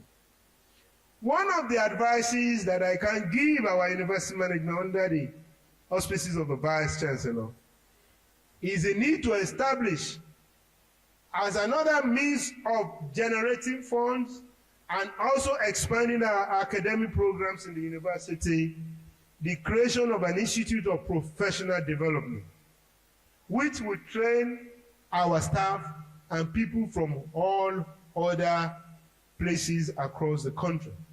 UNILAG have something like HR, Human Resource Development Department, something like that. And I believe that we can also have it in McPherson University, Institute for Professional Development, where professional masters can be awarded for those who attend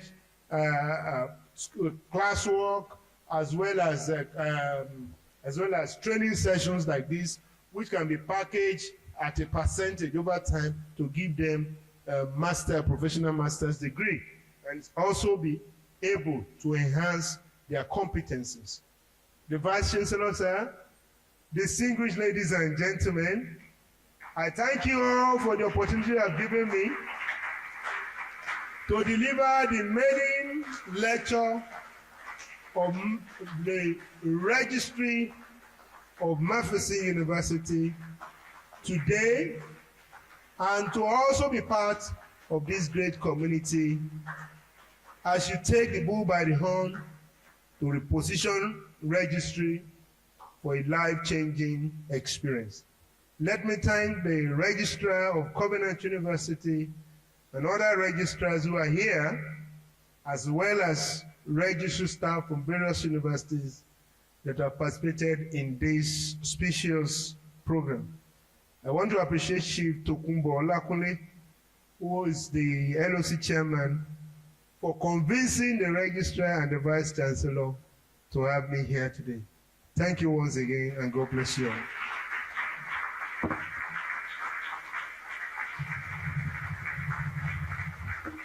Please, a big round of applause to our guest speaker.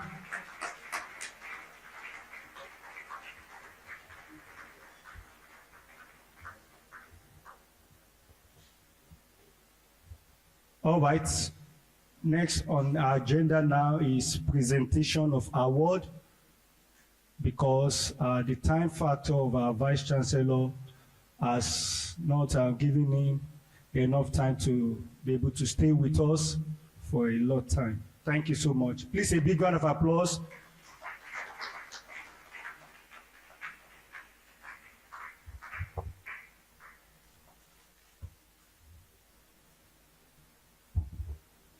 Thank you very much, Mr. Merayibo. Before I do this presentation, I want to specially commend Dr. Babatola for this insightful lecture. He spoke my mind, actually. I really, really love the lecture. And I want to recommend this booklet. If you don't, I think it's going to be produced for registry. And if it is even possible, other universities should have a copy of this. This book is loaded. It's also, if it is possible, we can also put it on our website. Please. It is not only for the registry staff alone. Every member of staff, if you are an academic staff, the ultimate goal is for you to become a professor and become a vice chancellor. By the time you become a vice chancellor, you are in my position, you will now see the difficulties in managing human beings and the universities. So that is why I'm recommending it for everybody. And all administrators, deans, not only academic administrator, I'm saying every member of the staff. If it requires that we provide funds to print it for everybody, I would want everybody to have a copy of it. By the time you have it and you go through it, you will appreciate what I'm talking about. You will appreciate it. So, on behalf of the management of the university, I want to present this to our guest lecturer. And you all agree with me that he has really done well. Oh. Eh? Another applause for him. More applause for him. Thank you very much.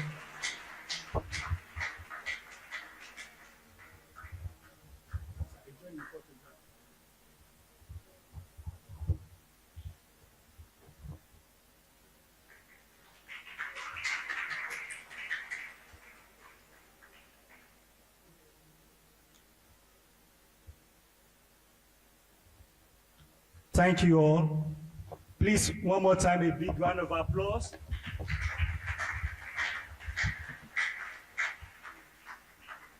All right, it's time to engage our guest speaker this afternoon.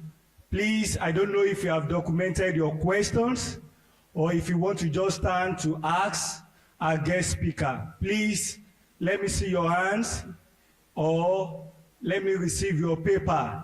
If you have a question, please know that we can take the number now. Please, let me see your hand. Please signify.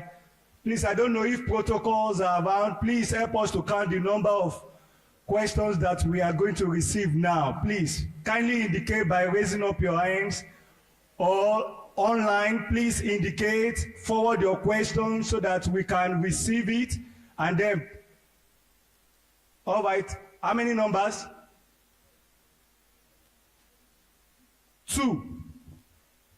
All right. Please kindly confirm the numbers again, please.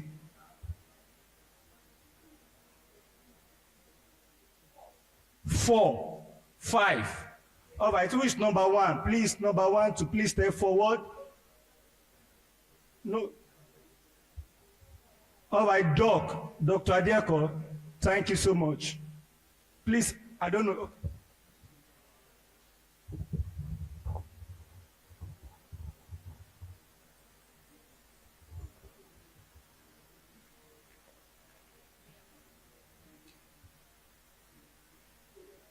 Thank you, sir, for this privilege. I want to ask this question. While our guest lecturer was lecturing us, he gave us importance of the registry having certain documents and policies in place. Please, I also want to ask if it's so essential that even academic staff and non-academic staff should have some document so that while they are working, they are also informed. For example, promotion policies. You understand? So that, and even when it's being reviewed, is it also, should it be domiciled with the registry department or unit alone? Or is it essential that both academic and non-academic staff should also have this document so that when there are issues, they could prepare themselves? Thank you, sir.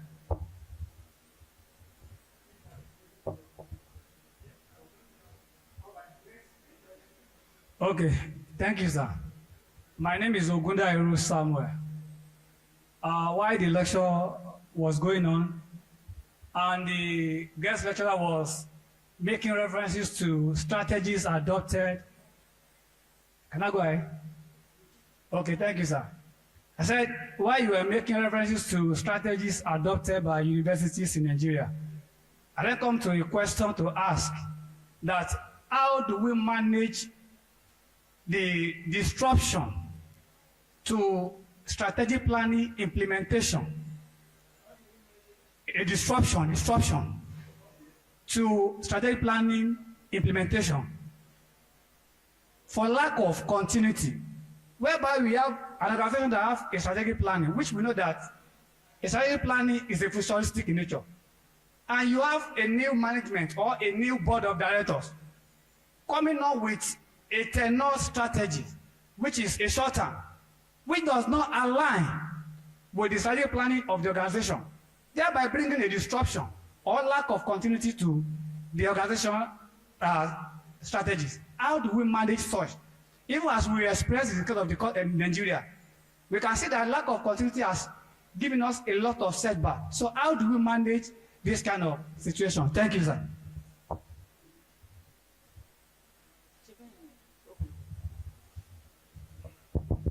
Paulo Joe is my name. I will want the guest lecturer to talk about the politics of promotion. The politics of promotion. There are universities where there is a silent war between the vice chancellor and the registrar. One, the council chairman gives directive to the registrar to give query to the VC. over issues of administration. Is it normal, sir?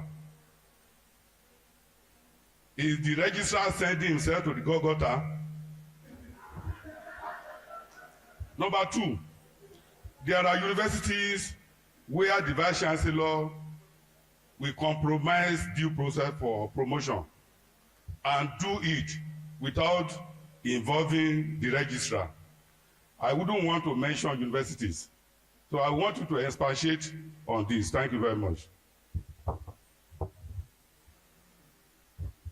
Thank you very much, sir.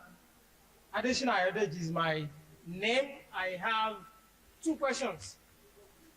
Sir, part of the critical stakeholders that we are dealing with are Gen Z, Gen Z, and all this new generation of people. And they are quick, very quick at calling institutions out online over what is true, over what is not true. At what point do you think it's professional for universities to take complaints online, especially when the personalities involved are public figure or public servants? Do you think the university should wait to be notified formally before we step into the messy water and situations online, or we should just pick the information and arrest it as early as possible without being formally invited? And I think a very good case study was the drama that happened between UI and the former governor of Edo State when he was seeking re-election about his graduation grade and course of study and things like that. But it was a very tough war on the social media. And the second question is on the confidentiality that you address, and of course, by extension, the Freedom of Information Act.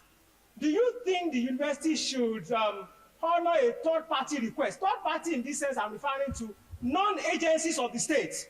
Like, if it is not court, if it is not EFCC, an ordinary individual requesting for details about students or members of staff should such be honored, especially when the person is citing Freedom of Information Act. Thank you.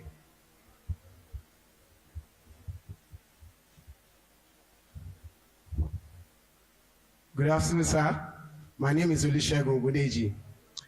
You mentioned that you mentioned 2 institutions who have made various policies to guard against or to build like a barricade against sexual harassment on students. My question is very straightforward, sir. How do we create more policies to shield the student in a case whereby the student wishes to report who the culprit is, but cannot because of victimization or some other thing that may be at play, that if it were to come to light about the personality of that student, the person would be, I don't know, in a way, witch hunted. I don't know if you understand me, sir. So that's my question. How do we create a policy that does not allow, the personality of the student, to be affected, even the academic life and whatever? How can that student be shielded? In which case, when the student comes forward to mention the name of the so-called person, there won't be any harm. Thank you.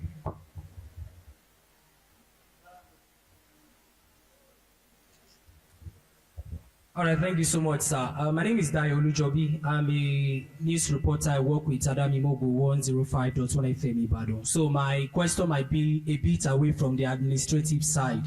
And I must say this is indeed an eye-opener, because during my days as an undergraduate, I used to think that the chunk of the work in sustaining and maintaining the culture of higher institution lies basically with the academic staff. But coming here today, I think I've also been able to know that the registry really does a big part of that one. So I think it deserves another round of applause.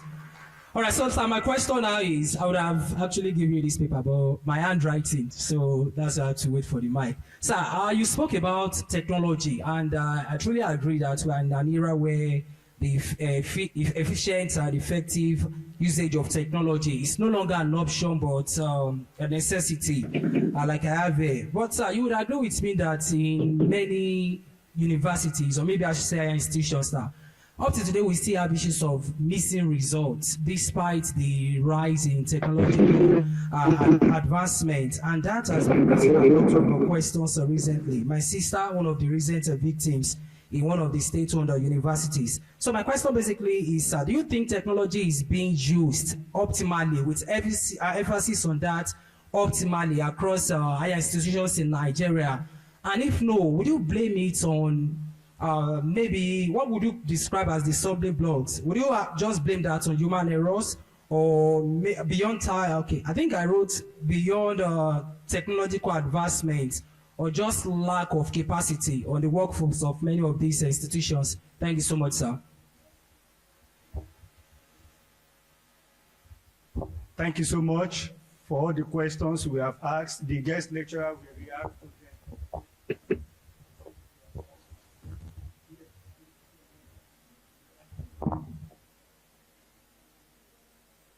The DVC, standing in for the VC, the registrar, distinguished ladies and gentlemen, thank you for all the various questions being posed. I'm told that there are some questions online too that needed to be addressed. Because of time, I will try my best to answer. The first question is it essential that academic staff have documents in relation to HR matters and stuff like that? I won't deceive you. Until the last 20-25 years, or let's say the last 30 years, once you're employed as a staff in any university in Nigeria, you will be given the staff handbook, the university handbook, as part of the things you will be given, apart from the forms that you will sign, forms that you will fill, that will show your biodata, that will give information about you. In federal universities, you may have been given form on oath secret acts that you will sign, that you will not divulge information that comes to you in the course of your work as a staff of the university.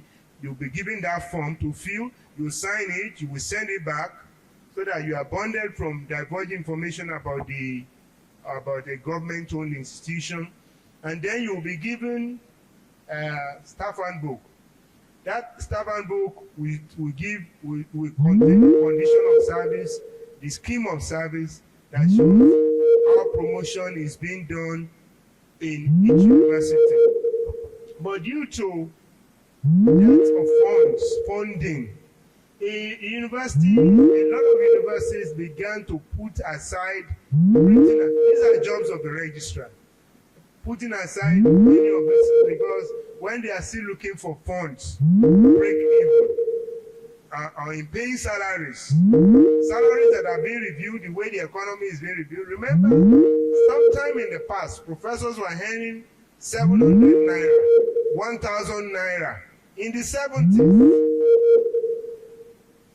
And registry staff, 400, 500, depending on their. Today, registry staff are earning hundreds of thousands, depending on your rank. The list of registry staff will still be earning about 8,000 naira, if not more. Because even with the last salary increment and the reviews at the government-owned institutions, so salaries have changed. So why that has changed?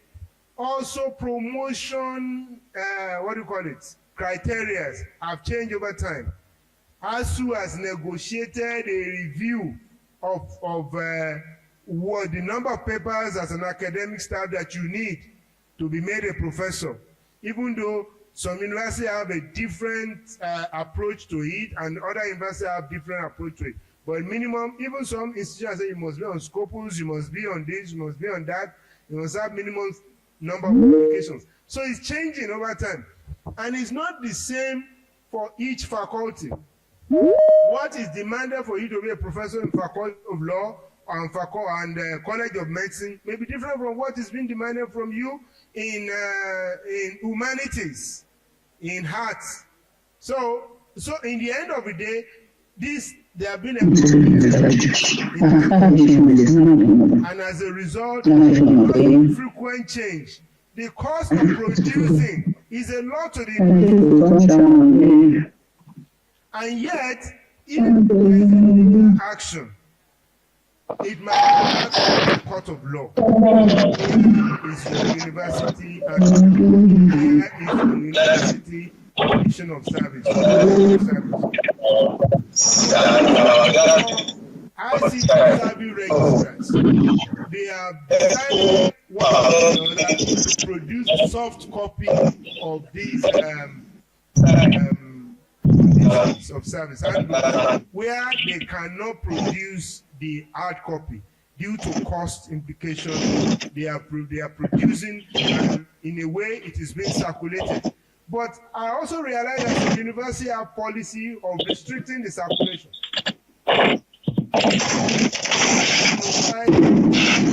Another issue. Maybe because they have issues with their they are able to use the court of law in a way that universities don't want to find themselves receiving help.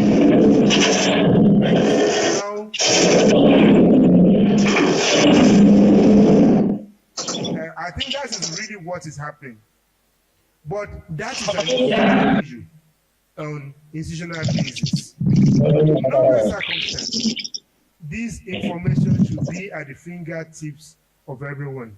But again, where an institution is using maybe 30 papers to make a professor, whereas another institution is using 40 papers and certain foreign journals, onshore, and all these things. And an institution doesn't want another institution to look down on the way it does its professorial ranking and promotion. They don't want it to be in the public space. Those are issues because we have so many institutions now. But whatever it is, I will still encourage registrars to find a way to make these documents available for their staff. If they can't get it done in the hard copy, to produce and let a staff use it to guide staff so that staff can know what they are into, what they are in for, and what they are gunning for. It's also a part of motivating them rather than demotivating them, because you should know what you are in for and what you need to do to be what you will be if you are aiming higher and you are being retained in that system. Retention is a good way of developing human resources in any organization. The second one, strategies. How do we maintain structure of strategic management implementation due to change the structure in the process? Actually, strategic management, strategic planning is for a period of time. It's not a permanent planning structure. Usually, it is phased in 2, 3, 4, or 5 years. After which, based on what the institution has been able to gain or achieve within that same period of time, there will be a review. So review might be a total change from what used to be, either because of the lessons learned from the previous policies implemented, or new national policies that affect the way things are being done, or laws that are being evolved along the line. So there may be disruption. Once we have a new vice chancellor, who is likely going to use 5 years, which will go with a new policy guideline. And each vice chancellor is coming with his own vision. It's just like President Tinubu coming to Nigeria, he campaigned to you, there's going no while for Kombale. But when he came on board, he saw something else. I'm not blaming him, and I'm not campaigning against him. He came on board and saw that Nigeria cannot survive. We're already living on borrowed debt. He saw that there is no way he can survive the country. The country economy will collapse under 6 months if he does not remove fuel subsidy. But when he was campaigning, he was not in office. He was shielded away from that information. He didn't have full knowledge. Just as they are shielding the promotion document and so on. People, if you are not in government, you cannot really know the real thing going on there. It is not it's not only in the university, it's in most organizations. Unless you are part of the top management, you may not know everything. And so when President Tinubu saw the whole picture, he said, how will I survive? How will the economy survive? The economy he is looking at is not the how to buy food, how to buy this, but how to manage Nigeria's economy, to pay our debt, to service loan, to run government. And then for us to be able to have a purchasing power to buy things in the international commodity market, to do all these things, he needed money. The only way he can raise it is one, reduce expenses, remove excesses, remove anything where they used to steal money from governments. In the process, the fuel went up. Now, we feel so bad, particularly we from this southern part of Nigeria, that why is it that it is when a one person is in power that this thing is happening to Nigeria? I know if it was a northerner that is in government when this happened, this country would have been boiling. Because we'll be saying it's cheating. We have been suffered, but we don't know what to say now when it is our own person that is there. But where am I going? Strategies, policies change from one government to the other. Just as we say, soldier go, soldier come, barrack remains the same. Who are the barrack? We, the administrators. Vice chancellors will come, vice chancellors will go. They will come with different policies. Gowan's policies are different from Murtala's policies. Look at how Murtala retired all the superbam sex. Look at how Murtala fought war against bribery and corruption. Before it was said, look at Murtala, who did not use escort when he's going from house to the office. And that was how Dinka was able to shoot him. When that happened, look at how the rest of them changed their security architecture. Now, look at Tinubu at the burial of Adaura. Look at how the security combed the whole area. Look at the number of vehicles, the number of soldiers. You can't just easily penetrate him, even if you're a bomb, suicide bomber. So, security apparatuses changed. So what I'm saying in essence is that a vice chancellor's policy in leading, in giving vision and driving university may be different from the previous vice chancellor. One, whereas a previous vice chancellor maybe is only looking at money coming from school fees and now is going to manage and spread it. The other vice chancellor will be looking at how to attract money from Mobile, how to attract money for Chevron, how to attract money from overseas, from Foursquare Gospel Church abroad or somewhere else that can also be plowed into the system. How to attract money from alumni, how to attract money from Ogun State people, from Seriki Sotayo, and anywhere where they can get money to invest in. So it is the vision that the Vice Chancellor has sometimes that will drive the direction of policies. So there can be shocks, but with the registrar being able to advise the Vice Chancellor, the shocks can be reduced in a way that you can tell, let's do this thing in a strategic manner that will not be a one-time affair. Let's just do it systematically. Let us implement in a way that people will not be ostracized against us. But one way or the other, little by little, we change the system to suit what is best for the system. So there's nothing much we can do, even if a policy of a different governing council is different from the policy of the current council. It is the way they are thinking at that point in time. And that's why the Bible says we should pray for those in the helm of affairs. You know, the Obatomo Joseph Wano, may not know the Obatomo Joseph, and I'm sorry for speaking Yoruba at this vernacular at this point. But the king who knows the Joseph of yesterday may not know that tomorrow. So that's why we should also be prepared. There can be change in policies, but let the implementation as human face as much as possible. But that's an advice to the management. There's no other way. It depends on how the policies are being evolved that will determine how it will be implemented.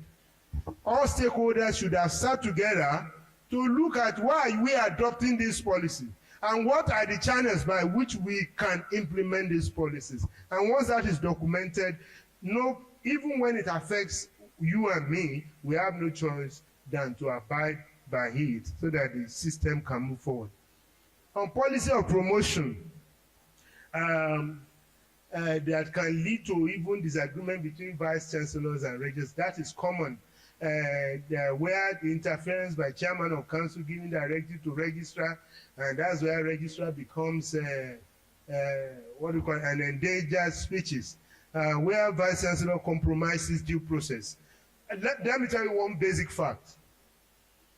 In any university in Nigeria, the vice chancellor is the chairman of appointment and promotions committee. The chairman. I'm still repeating it. The vice chancellor is the chairman of appointments and promotions committee. If it is a well-established university, not even the chairman of council. But whatever is being done at that level is going to council for ratification. And council, if registrar provide appropriate and adequate information directly or indirectly to council, council can throw away what the vice chancellor has done, if it is not right. So the registrar does not need to fight the vice chancellor to give information to chairman of council. Because the registrar is responsible to vice chancellor internally. At the council level, is responsible to chairman on policy matter. If he fails to give, I'm not saying the registrar should betray the vice chancellor, but where it is a major issue that can destroy the university future and the integrity of the university, in which the registrar will be blamed if there is a visitation panel, it's better for him to give information before council ratifies what the vice chancellor has done. He doesn't need to fight the vice chancellor on it. All he needs to do is tell the vice chancellor, as the chairman, sir, this is the information on this promotion matter. This is what the policy say on it. If the vice chancellor says, I'm the chairman here, who are you? You are not, you are the secretary. Do it this way. This is what we want it. We are the faculty have done this. We are the this have done. We don't. Thank you, sir. If you have a sensible chairman of council, and the registrar now gives that same information to explain everything, why and what they have done, why it's wrong.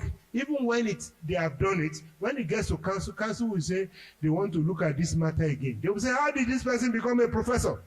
What are the papers that they made? We want to see this, we want to see that, we want to. They won't even say that registrar told them anything. Before you know it, they will get to the root of the matter and they will correct things. But then, where you have a vice chancellor that is going this way, you need a chairman of council that will be able to stand his ground. And that same chairman of council must be someone who is not ready to compromise. Because they can give him something in exchange for what they want, and once he accepts it, they will put the registrar in limbo.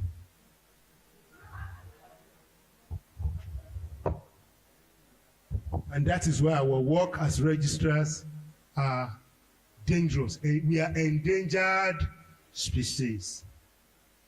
But like I said, the vice chancellor should be, if there is a good relationship between the vice chancellor and the registrar, if the vice chancellor is not men pleasers, because when you have someone who doesn't want to offend people, it will likely go against rules. Just because I don't want problem with anybody. I don't want. He needs a registrar that he can trust. For that, for a vice chancellor to survive in that situation, he will say, please, council, or please, my committee, what we need to hear from the registrar. What are the rules saying about these things? But if the vice chancellor cannot put down his feet to say, registrar, give us a way out, they will begin doing what is against the rules. And I believe that's why you have a professor as a registrar in Bayes University. It is not his job. Because the scheme of service, the condition of service would have specified who can get to that position. Unless that professor left or had registry experience, maybe he got to PAR or DR, left for the academics, now became a professor, later the position now became open and he now vie for it. If you are never a deputy registrar, you are not qualified to be a registrar. So why do you, because you're a professor, yes, a professor is respected. He's a king, he's a don, he's a master in his academic field, but he's not a don or a king on administrative matters. He was not trained. He was not exposed into it. The only professor who may have had opportunity to know our job to some extent, maybe he has served as HOD, he has served as dean, he has served as DVC before. Outside it, maybe a professor of political science with specialization in public administration, or a professor of business admin with bias in HR. Even those type of professors does not know what we do on day-to-day basis, but they have academic appreciation of our job. This job, you can't know it if you are not doing it on daily basis. But you know, when even we on the job, we are not confident of what we are doing. When we on the job do not know our left from our right, how would they take it from us? They will take it from us. And that's why we need to learn more. That's why we need to be more, work towards being more competent and capable of being able to hold our feet in any job given to us. You can't do it. When you want to stand against or stand up to a professor, make sure you are well certified, professionally satisfied, academically. At worst, have a master's degree. Don't go for less. You want to talk to a professor with PhD? Please go and review your certifications. Now, critical stakeholders, students are led true and untrue. No, in the days we are now, online, we don't really have much control over online activities. Freedom of expression as guaranteed by the Constitution of Nigeria. Everybody go online and do what they like. As a result, our students, stakeholders, anybody can go online and write any nonsense. The only thing that can help us to control them is the law, the cyber law, the laws on cyber, a cyber crime act, laws relating to that, on which we can use police or any other means to get them to align with things. Now, universities don't want their name spoiled. You don't want to be demarketed. You don't want students to go and say false things or things that are not appropriate online. But these are students. They are just learning. They don't even have your level of knowledge or exposure. So you need to manage them very well. During orientation, as they are coming in as students, let it be part of the rules that you are going to give them. They must sign for it, put it in your matriculation oath, or put it in another oath that they are going to sign, that they will not report the university activity. Their parents will also sign. They will not report the university activities online. They will not carry anything to discuss anything. If it is straight to them, they will lose their studentship. Put things, bring them to orientation, tell them about the benefit of keeping a university forever. Someone cannot demarket the university and destroy the life of others who have passed through this place, and those of you who are making your daily bread through here by saying something that can lead to closure of the university, or that can spoil the name of the university, that can take you 10 years to be struggling to retain your ranking. For you to be able to, so you have to really expose your students. If possible, have a policy in which they don't have access to phone on campus. And if they are going to have access to phone on campus because they're adults, do something to make sure that they don't abuse the process, that they don't put your university at a disadvantage. Because you're in a competitive world, a competitive environment, and you must be very careful. You now talked of Freedom of Information Act. Regardless of having, some laws are existing, but it's not every law that are enforceable. I want to tell you that, for me, my own personal perspective is that you don't release information about people. From my own knowledge of law, you don't release information about people unless it is so required by law. I'm not talking of law in regard of freedom of information. I'm talking of law in regard of cooperating with the police to avoid committing conspiracy or obstruction of justice. Cooperating with a legal order from a court of law. in giving information to a court. But in giving information through any other means, remember that the person you are giving information also have rights in law.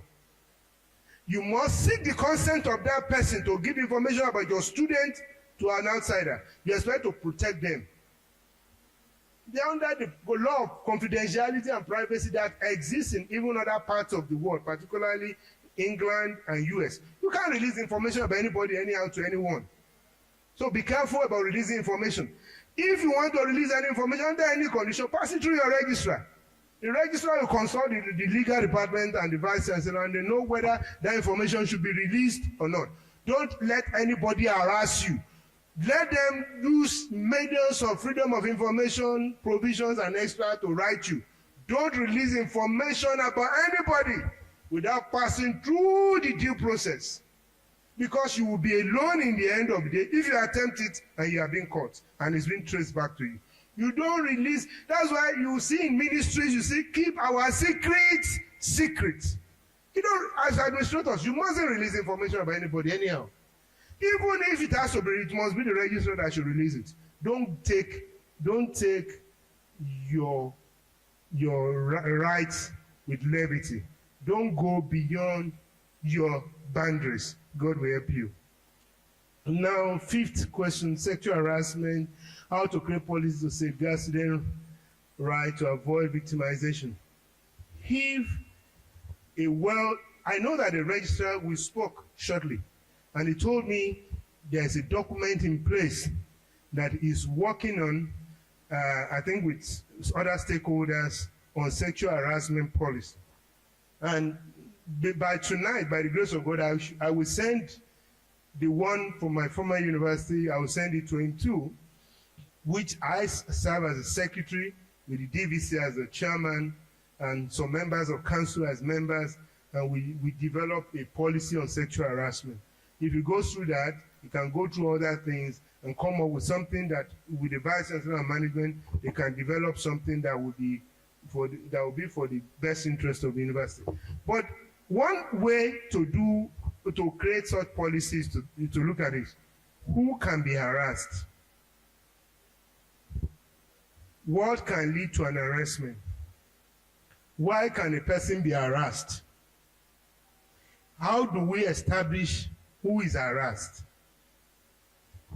How do we know that the person alleging is not lying? Just as many people came and gave testimony against Jesus and they were lying, and Jesus was nailed to the cross for their lying. We have to be very careful. People can allege what is not true for one reason or the other. So procedures should be in place to detect whether the person is saying the truth or not. Many years ago, I served, when I was an AR, I served as secretary of a committee on sexual misconducts levied against a professor. Before we got to the committee, our chairman came to me and said that professor is going. I must make sure he goes. The vice chancellor called me to his office and said that professor should go. But I remember what my father told me. Don't ever join them in conspiracy.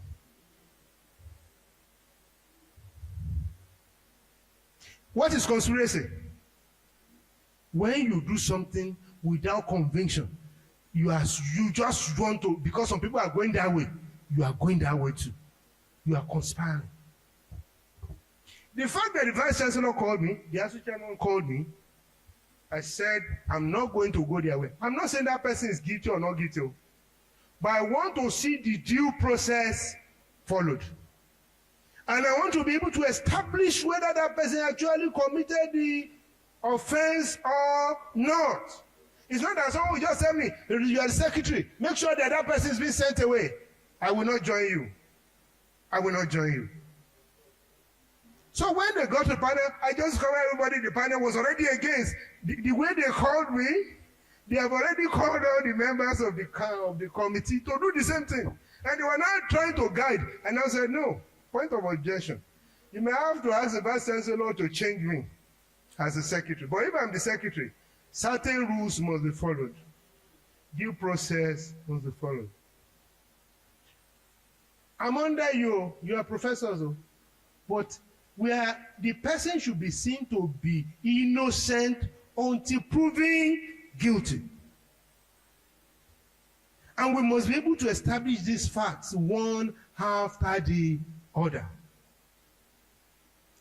A lot of things that went into it, the play that I cannot discuss here. But in the end of the day, we were able to establish that the lady who said this professor sexually harassed her wrote a petition in her final year.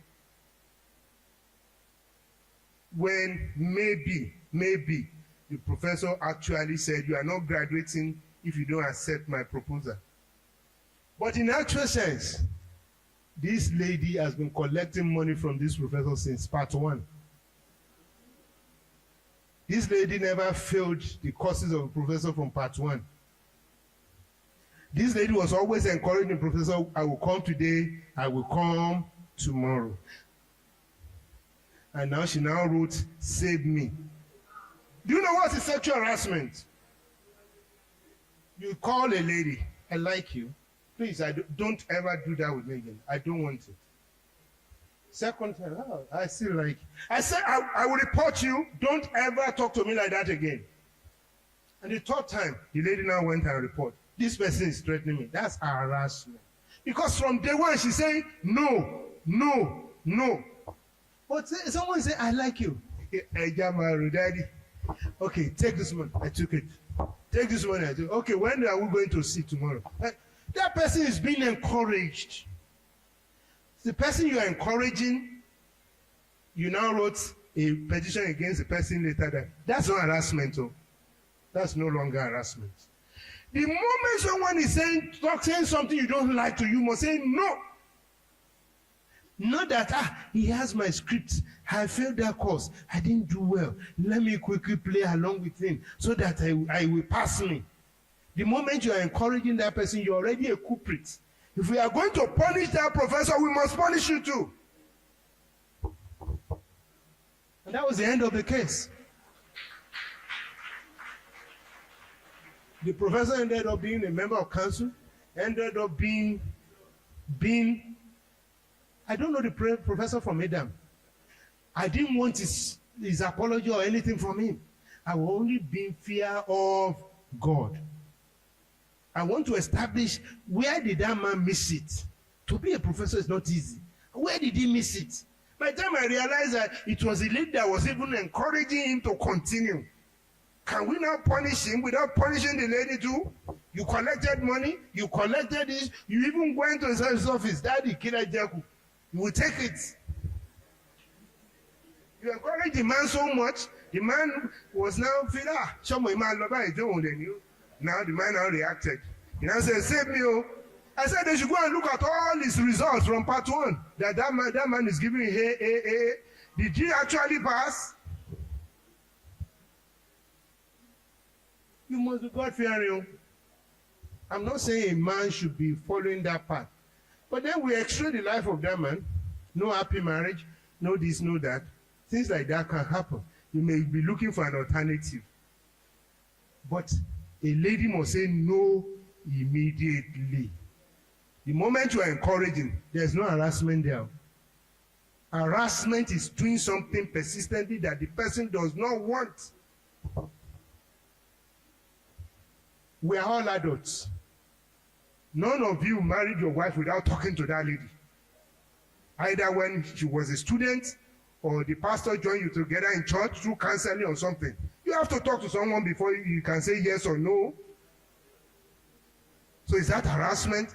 It becomes harassment when the person says no and you still continue to pester her life. That's when it's an offense. So I know something will be done about that to establish processes by which issues of sexual harassment can be established and nip in the bud in the academic institution. It's everywhere. It's just that the propensity of it may be different from one institution or the other. Student thinks everything is technology era, no longer a necessity. University issues of missing results. Okay, issue of missing results. You know, we are graduating from a traditional record-keeping system to a modern, a contemporary, a more fashionable record-keeping system. In those days, people will record their marks with their hands, and they put it in the paper, they submit. Over time, we started using typewriter to copy it down. Today, we are using computers. Unfortunately, even graduates of computer science in many universities never interacted with computer or used computer until they graduated. Needless to now talk of those of us who are not graduates of computer science, even though we're in the Gen Z age. It's not everybody that has been able to use computer, except that since Professor Loede came on board, he made sure that if you are going to do your JAM registration and other things, one way or the other, you interface with computer. And we thank God, especially most private universities encourage their students to have access to or interface with computer. But that is not so much being seen in state-owned universities, federal and state universities, the way you are even doing it in private institutions. As a result, until there can be strategic plan focused on rescuing, retrieving academic records from various departments and faculties and keep warehousing them with Senate records to have them together being translated into documents for keep in the registry. We'll still continue to have a challenge of missing documents, missing academic transcripts in our universities. When I was doing my PhD about 10 years ago, I went to the National Archive at the University of Ibadan because I wanted to look at documents in relation to the colonial era and sensitive government documents. What I saw, I started weeping for Nigeria. Too many official documents that we needed to preserve for future are already decaying, either due to termites, paper quality, depreciation of paper quality, and use over time. And a lot of documents are getting lost. And federal government is not even doing anything to digitalize those documents for future use. Needless to now talk, if federal government has not been able to document sensitive documents like that in National Archive, how much more our universities that are taking our, particularly governmental universities that are taking their funds from that same federal government. And you that are taking your main fund from from the tuition fees. At least nearly 50 to 70% of your income in private universities will come from student fees. And the first thing you'll be looking at, how is to provide minimum facilities, light and water for everybody, pay salaries, security on campus, good information network, publicity of the university. That will be the first thing the Vice Chancellor will be looking at, how to break even. So before we now talk of warehousing document, I think the best the registrar can do for us on this is that the registrar can ensure from now onward, if it has not been done here or elsewhere, to ensure that any result going to Senate is digitalized. Although you may take some results to Senate and send it back for a review, but the final result that will go to exams and record is already digitalized and processed. Through that, we will reduce problem of missing results.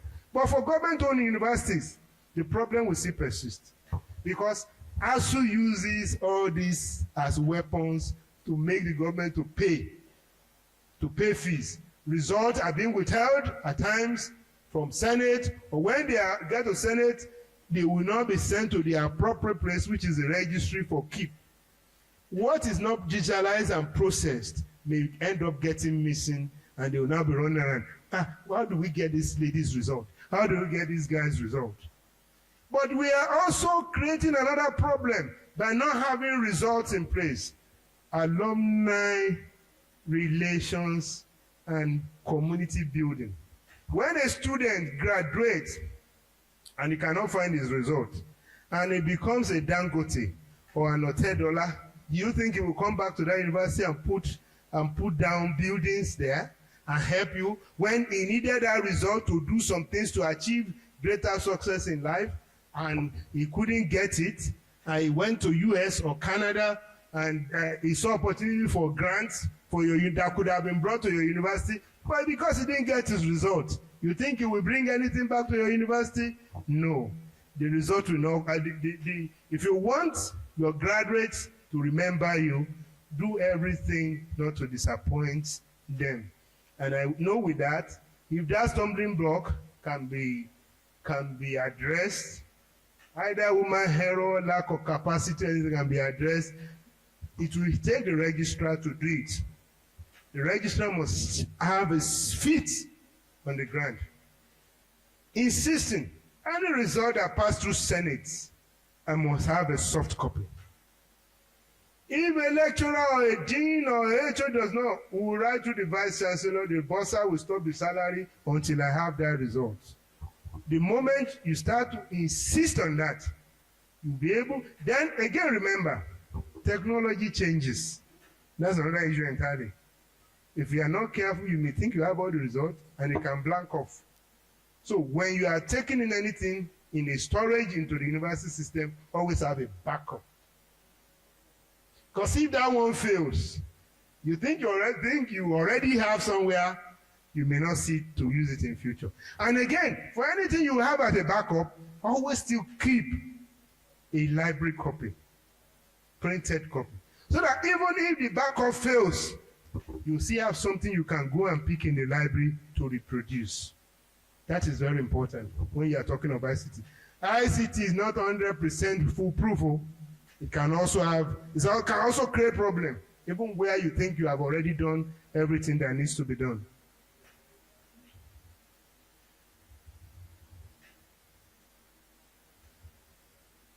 How can we translate research output into tangible products? One, create a directorate of research and development in the university. Put a professor there who is widely respected in the field of research or ICT to mean it, particularly someone who can also help you to market the university. Through that, by sitting together and brainstorming, they will find ways to market your research output as tangible product. That is in response to that question. Another question, don't be deceived. A promotion policy can be changed. A lot of things influences it. One, it could be the global perspective.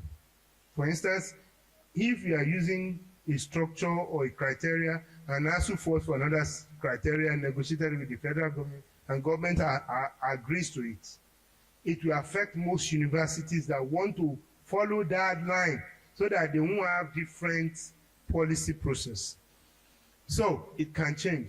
Then university may be thinking over time, listen, we have not been able to produce professors in this area because we have stuck to this type of criteria for too long. But for these and these reasons, we might not be able to produce PhD holders or professors if we continue in this path. And if they are able to cite other places where such things have been changed, they might change their policy.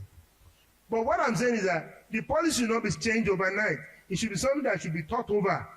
It should be discussed at the department level, it should be done at the faculty board level, it will be discussed at Senate level, it will go through a committee process, it will go to council for approval, and when it now becomes a policy of the university, the Vice Chancellor can implement through AMPC. So it should not be so sudden. But where it is sudden, if the registrar wants to save the system from embarrassment, and if the chairman of council is someone that has a listening ear, the thing can get stopped at council meeting, and then the right thing can be done.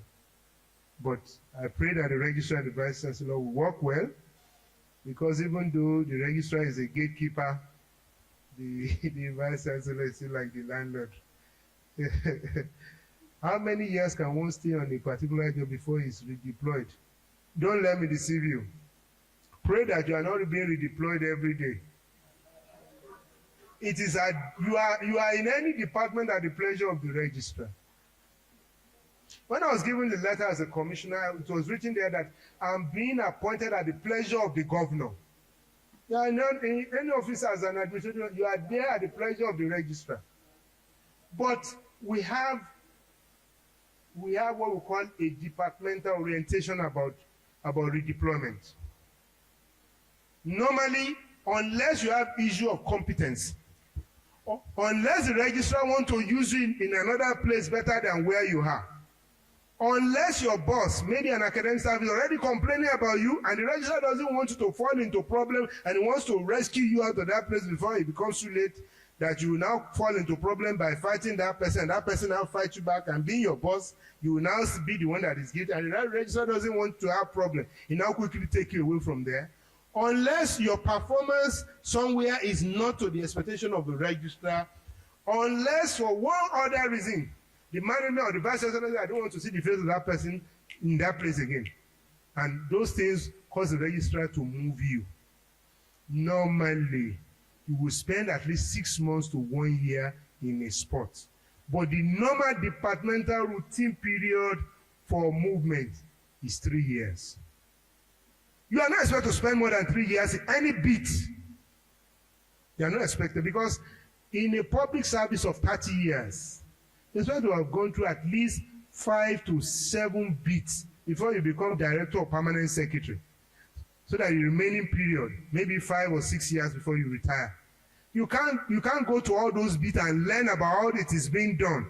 For instance, in the Ministry of Agriculture, you have agriculture, you have sericulture, you have animal husbandry, you have business. As a director, you are at least either as a staff from AO to this and that, principal, admin of this. You should have gone through many of these departments, except socialized department, before you become director, full director, or permanent secretary. So the registrar, we see occasionally where some people are being left after 3 years, particularly if you are PA to registrar or PA to vice chancellor. There are some specific units that you may end up spending 5 years. But in a normal circumstance, registrar should change between 1 and 3 years, depending on need and performance. But anybody that is being changed every year should also go and look at himself again. Do I know this job? Because if you are being changed every year, it's either you know the job too much or you don't know the job at all. You can know the job too much and they are moving you around to impact in different departments. But I still plead with registrars. Let us make it 2-3 years. But if you spend 3 years in a place, that's enough to, you must leave. And it can kill effect. So you have to go. And then again, how can we do performance evaluation? How can we know you are not doing something in that department if we leave you for too long? In academic affairs, to leave you for too long, anything can happen. Exams are anything can happen if we leave you for too long. You should go to another place. You cannot be there alone. Council, you want to become a power broker in the system, other people will not know what is going on. Keep our secret. All these things come into place. So the registrar can move you. And you should be ready to move. If you want to be a registrar in future, be ready to move. Thank you and God bless you.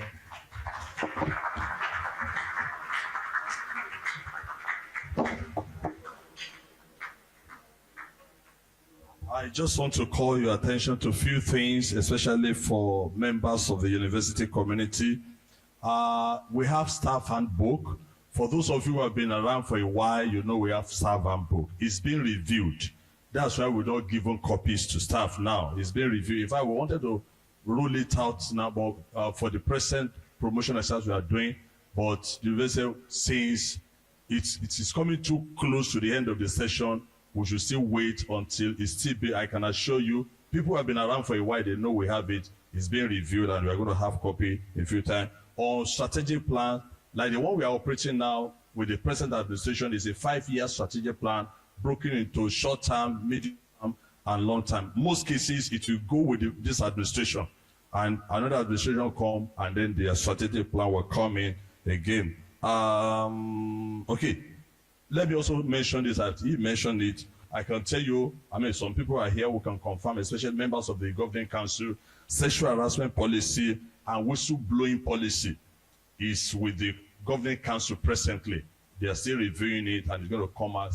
It has gone through various stages. It's being reviewed. So sexual harassment policy is in place, which is going to be out very, very soon. Our results are now digitized. We know we are still having something, but at least, I mean, members of Senate are here. All our results pass through the ICT, and they are prepared digitally. So thank you very much. I didn't just clarify those things. It's a round of applause for the guest speaker and the registrar. I'm sure the Deputy Vice Chancellor, Professor Olatunji Okeshola, also has one or two things to add. Thank you, guest speaker, my colleagues. Thank you for listening. I just want to pass to make comments about two questions. That's one of those two questions out of the ones he has attended to, because I see them being sensitive, and that affects our office of the Vice Chancellor. It has to do with strategic distortion, strategic planning. Somebody asked questions that a management, university management, Vice Chancellor may come and change his own policy, may be different from strategic planning of the university. That is not very likely. Strategic planning is for the university. It is not for the Vice Chancellor. That's why when the Vice Chancellor goes for an interview for employment, he will be expected to come with his own plans that he has for the university. He will present. At that point, the panelists will let him know whether it is in line with the university strategic plan, long-term planning in particular. And a wise candidate too for Vice Chancellor's position supposed to have understood the vision and mission of that university and the strategic plan before he draw his own plan. So it's part of what he will use. And besides, even by the time he's employed and is in power, he cannot implement a plan without the approval of the council.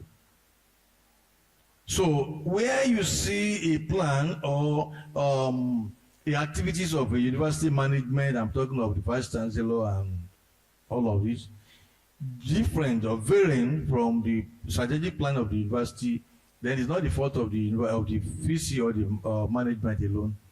It must have been concluded and agreed at the council. The Vice Chancellor does not have the power to change the planning, the strategic planning of the university, but it may have so many strategies to be able to achieve that. I hope we understand that, right? So we may see something different in our own case here. It happens. But, you know, even this long-term planning that we talk of is still subjected to review regularly. For example, before we came on board, there was a strategic plan for 10 years, long term. But when we came in, we realized that they are not being achieved in 10 years. It means that this plan has to be reviewed and for better. And I think we are seeing some changes. The other one you talk about has to do with policy. Somebody said the promotion policy that, in fact, the president specifically said, situation where the Vice Chancellor changed or decide not to pass somebody or change. I think something like that. I heard someone saying that where the Vice Chancellor or management may choose not to promote somebody. In our own situation in this university, it is not possible. It's not just possible. because promotion is done by the department. We should understand this, especially academic. It is done by the department.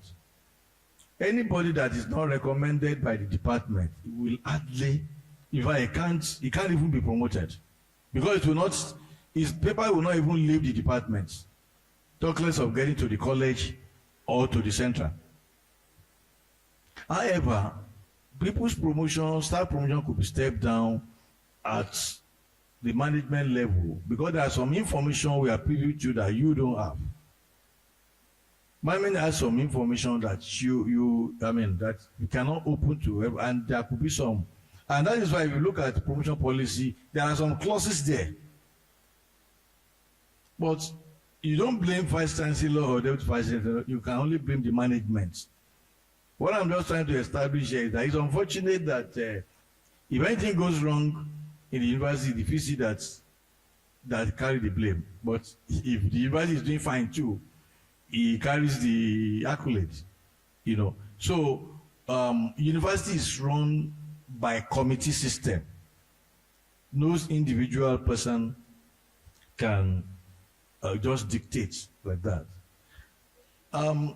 Finally, please, this presentation today has also opened my own eyes to a lot of things I don't know, or to something that I thought I know, which actually I didn't know, and I'm sure it's going to also affect our own thinking and behavior. But my observation generally about non-teaching staff, I don't like to call them non-academics, non-teaching, is that most of you, and I start to be corrected, most of you ab initio already have that inferiority complex. Most non-teaching staff feel that they are less important to teaching staff. I don't know why you think that way. Then most of you are not even happy with the job that you do. When you see someone doing a job and is happy about it, you will see. Even if you don't understand, you will want to learn. I've worked with a couple of you here that I don't want to work with again. And there are some that I've worked with that I will always look for opportunity to work with them. Permit me to mention one name, only one, Shegun, I think it's Shegun now. This one that knows all the national anthem and everything. What is yours? Where is he? Yes. I work with him. There are a lot of things he didn't know. And he asked questions. Okay. You ask questions that when you answer it, and the next time you won't see him bring that again. And I'm still looking forward to work with him. So please, yes. So please, let's create interest on our job. University cannot run without you. That's why when non-teaching goes on strike, there's no activity. And that's also why the population of non-teaching are more than academic staff. Go and check. And in most cases, you earn more than teaching staff. Go and confirm. Bossy. Okay, thank you. All right, thank you. Okay, I withdraw that statement.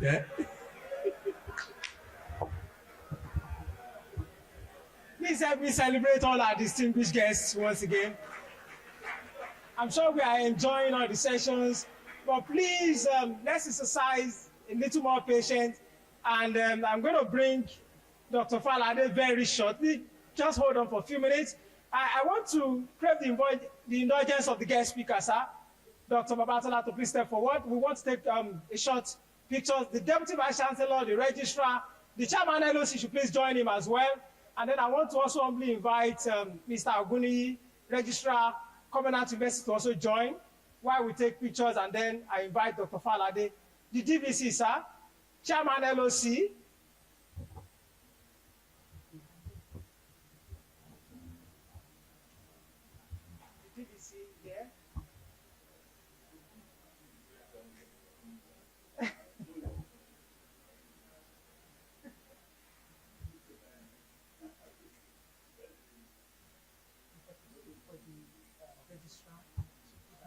Yes, sir.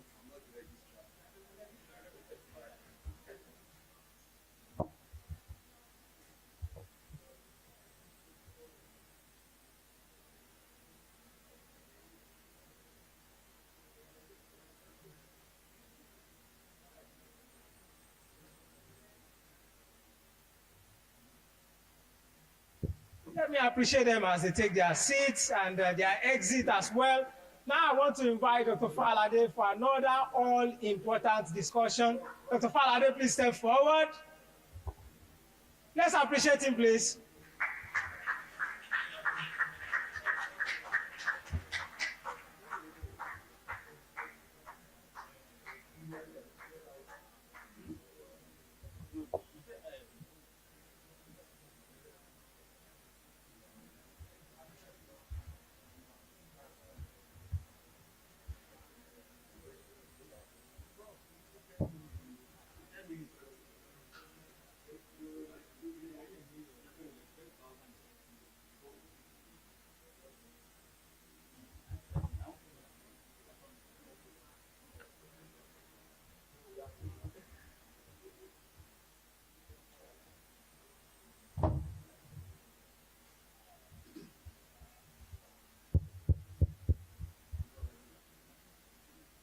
The Vice Chancellor in absentia,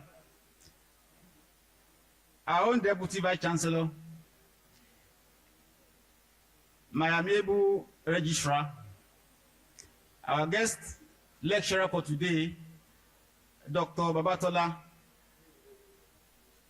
management staff who are here today, ladies and gentlemen. Before I start, I want to appreciate the guest lecturer today for that powerful and insightful information given to us on human resources. Thanks so much, sir. My own lecture today is to complement what has been said by the guest lecturer. That is talking about the use of technology, automation.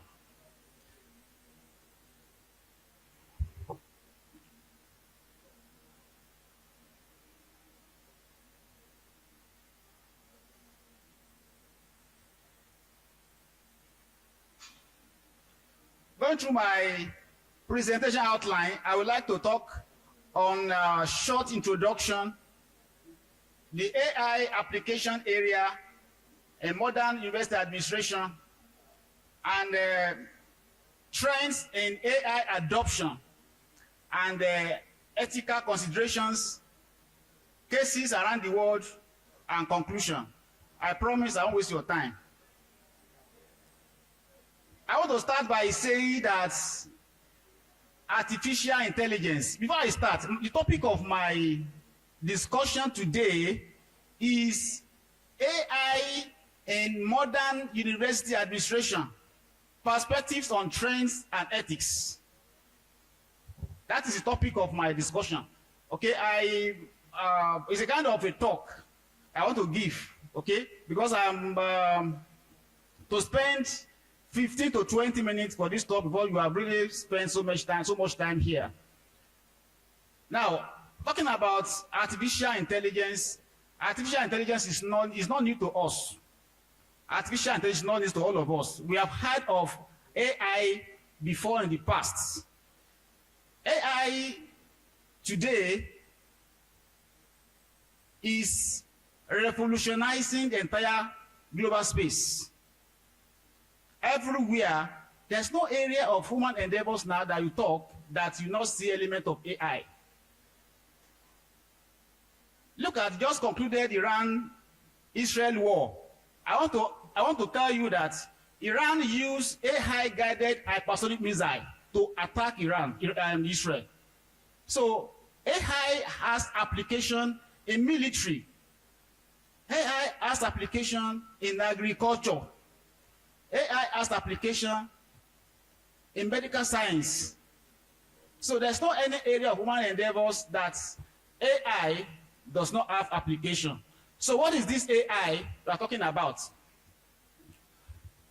AI can be described as the art of making machine to mimic human intelligence so as to be able to solve complex problems like learning, reasoning, problem solving, and decision making. These are the core elements or principles of artificial intelligence without being explicitly programmed. That is AI. We have different types of AI. We have meta AI, we have general AI, we have super intelligence AI, just to mention very few of them. Okay? So by the purpose of my talk is to discuss the attendance benefits of AI adoption in modern university administration. What do we stand to gain by adopting AI to administer our university? That is the purpose of today's talk. The first point of call for what we stand to gain by adopting AI is enrollment and admission process. Enrollment and admission process. Dr. Shaw, are you here? Okay. By integrating or interfacing AI with our admission module portal, you can have increment in enrollments, you can have better student experience. I want to tell you that as of today, Bowen University is the only university in Nigeria that is using chatbot for admission. Go and check it out. Bowen University. So when you have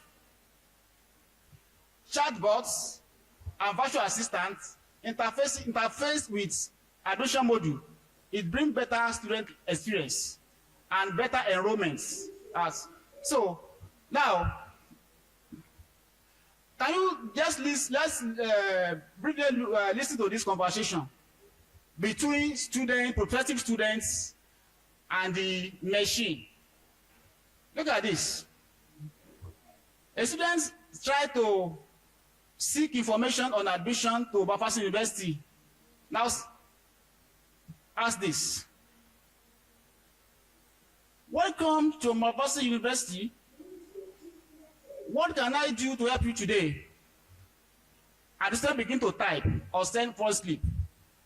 Requesting for requirement for nursing program, for example, instantly the AI chatbot give information to the students without wasting time. Requesting for the school fees payment. Before you know it, AI give information and so on and so forth. And look at this other one, that is a prospective student has to interact with a staff. The phone is ringing. Hello? Who am I speaking with? Please, I want to find information about nursing program at McPherson University. Please, I'm driving up. I'll call you later. So, you know, if you are the students, are you calling the staff back or you look for another university? So this will increase enrollments and better student experience for that purpose. So one very important thing that we stand to gain by engaging AI in modern university administration is admission and enrollment. So we can install chatbots on our admission portal to enhance student experience and also increase enrollments. Just last week, one of our students in software engineering departments, they were doing post-data defense. Then one of them was working on multilingual design and implementation of multilingual chatbots for university administration. And the guy presented well. I saw the implementation very robust. Fortunately, that time, the ICT director was also one of the examiners. And I said, ICT director, can you see what we are doing with our department? What's your take about it? We need to implement this on the admission module. He said, we'll talk about it later. You understand? So we are working in progress. I'm working with IC director to implement, because when Bowen can implement it, if Bowen can implement it, my vice president can also do it. Thank you. So the second merit, or the second gain that we can achieve by introducing artificial intelligence in modern university administration is academic advising. Academic advising. AI-powered assisting tools provide students with personalized course recommendations, progress tracking, and academic support. So in most cases, chatbot and virtual assistant guide students through complex registration and degree planning process. That is academic advisors, artificial intelligence. So the third one is decision making. You can enhance decision making by the management. AI assists university leadership in data analysis for budgeting and human resources. You know, one of the core functions of human resources departments is recruitment of new staff, which can be taken over by artificial intelligence. Artificial intelligence can scan through the submitted CVs, pick the best among them, schedule them for interview, conduct interview for them, and then send them interview letters, send them appointment letter. So AI can do all of that to enhance the efficiency and effectiveness in our modern day administration.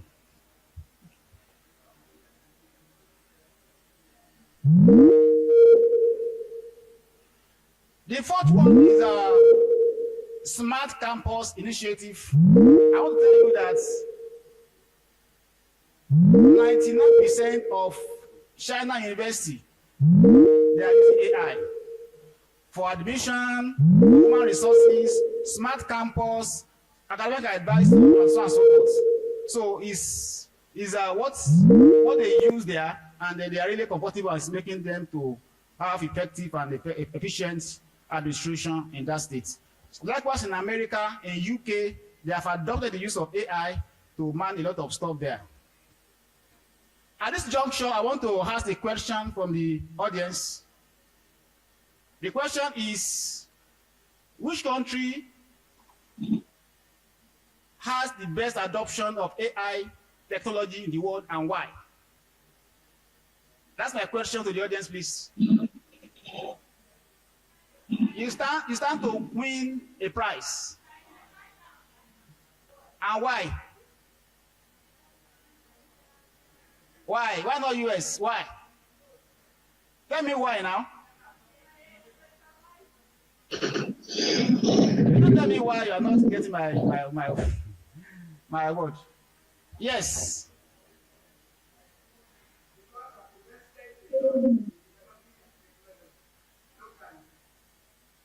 Yeah, that's one of the reasons why. Chinese government invests on AI technologies and have policies that support AI deployment. So China is the country that has the best deployment of AI all over the world. Thank you very much for that. So what are those trendings in AI adoptions? The first one is data-driven decision making, which I've talked about before. Institutions are increasingly leveraging AI to gain insights from vast amount of data sets. As you hear now, McPherson University, we have students during first semester and second semester. Students generate massive data through the portal system that the university management can leverage on to derive insight from to enhance their day-to-day planning and decision-making. So the second one here is predictive analytics. AI models can be deployed to predict student outcomes, detect students who are at risk of dropping out from the university, And then this enables proactive intervention by academic and student support system. The third one here is chatbot and virtual assistants are everywhere now. They are deployed across administrative offices. Chatbots manage routine inquiries, support enrollment processes, and guide students, reducing staff workload. So with this, my fear is the next 5-10 years, we are going to see more adoption of AI technology across Nigeria University. You all agree with me that sometimes in the past, when internet first came, some people were saying, I don't need internet. I don't need internet. I don't want internet. But today, nobody can survive without internet. So the same thing is going to happen to AI deployments. When AI will be the mainstream in university education, AI, my fear is there may be AI can take our jobs from us. A lot of staff will lose their job because of AI technology. Because look at the HR, for example, now. We need very reduced number of staff and human resources because AI will take over their jobs. Even as a lecturer, a time is coming that you see everything is well programmed. Chatbots will give, will be level advisors. Chatbots or AI tools will give lectures to students. Chatbot AI tools will give examination, you mark and grade and store results. Understand? So the next 10-20 years, paradigm is changing very fast. Please let's think ahead. The last one that is trending under AI adoption is automation and resource optimization. AI helps automate scheduling, grading, and facility maintenance. So these tools enhance productivity and robust operational costs. Before we adopt AI, before AI is adopted to be used in modern day university administration, there are some ethical considerations that we need to put in place first. The first is privacy and data protection. AI system handles sensitive student data. Okay, this data, you need to seek consent from the owner of this data before the AI consume them.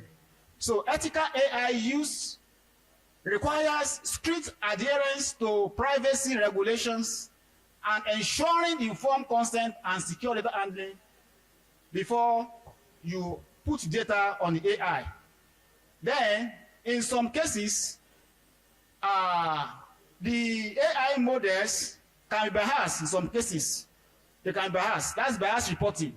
So bias in AI algorithm can result in unfair admission. Students seeking admission, you have all the requirements for the, but you are still yet, you are not given admission. So unfair admission, unequal advising, and discriminatory outcomes. So how do we solve this problem? You can use bias audits. Okay?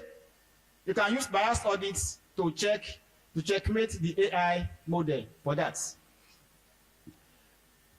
Transparency and accountability. Universities must ensure AI systems operate transparently. Because when you look at AI, it's not transparent and it's not accountable to anybody. So in this case, the university must put up a policy that will make AI transparent and then be accountable. Everybody can see what is going on. So stakeholders should understand how decisions are made and have avenue for appeal or review. Okay? So the last one is AI governance in higher education. So effective governance framework are needed to guide AI implementation. So including ethics board, impact assessment, and policy deployment. So case studies around the world, the consumption of AI, United Kingdom, UK universities like University of Nottingham and Imperial College London use AI for predicting academic success and improving campus services. And in other state institutions, such as Georgia State University, they use AI chatbots to reduce summer mates and support student retention. And lastly, Chinese University use AI for campus surveillance and academic tracking, thus raising debates around surveillance, ethics, and student autonomy. So in conclusion, AI offers transformative potential for university administration, thus enhancing efficiency, effectiveness, personalization, and insight-driven governance. But however, this transformation must be tempered by ethical foresights, inclusivity, and robust governance structures. Universities must invest in ethical AI practices to ensure that the benefit of automation do not come at the cost of student trust or academic fairness. Thank you very much for listening.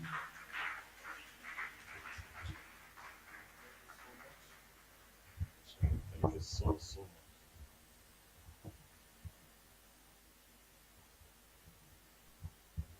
Let's clap for Dr. Falade. Thank you so much for that great one. We just felt we should include that as an additional, as a bonus to what our guest lecturer has done.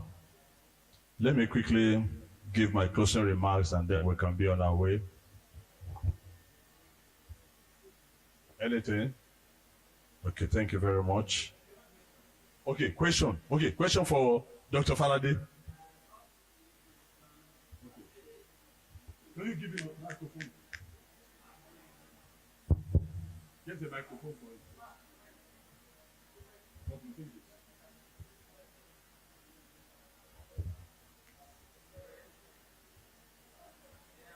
A statement he made in the course of the presentation that AI will take the job of human resource. And I know it may not go down well with some people, but I want to speak on that clearly, that AI is a tool that is meant to assist you, not to take your job. Because by my understanding of human resource, it's not only based on keeping records or recruitment and the likes. There are things that go in that AI cannot capture. For instance, it's only in maybe in a part of the world that you see somebody is recruited without a thorough background check. AI will only make use of digital data available. If, for instance, somebody is known in his community, all right, to be a troublesome person, to be an armed robber and the likes, but throughout his life, there is no digital record about that person. There is no way AI can be a magician to get that record. So that is why in some organization, before they employ, apart from what you supply in your CV, they can go through those background checks to really profile you for the job. So it's helping those in the human resource. Well done. Everybody, whether you're a teacher, non-teaching staff, there are skills that are still needed in addition to AI knowledge. And that is what we call the soft skills. Interpersonal, relations and communication, they play a lot of roles in what we do in our everyday life. So AI cannot take over that one. Thank you.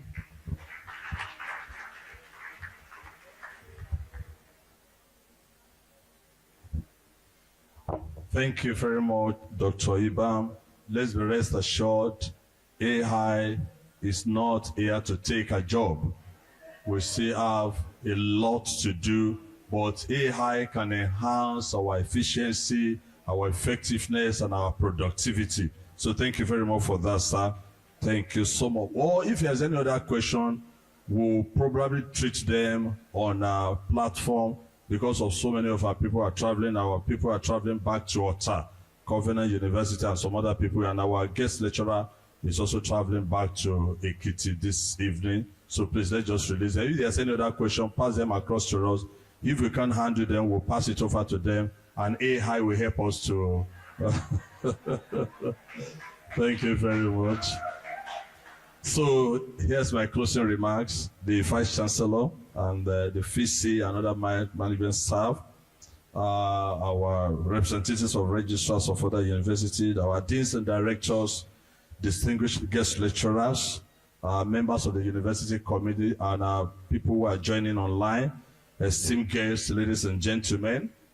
As we bring this insightful lecture a close, I would like to extend my heartfelt appreciation to our guest lecturers, and even the one who is not a guest, who is one of us, Dr. Jadesola Babatsola and Dr.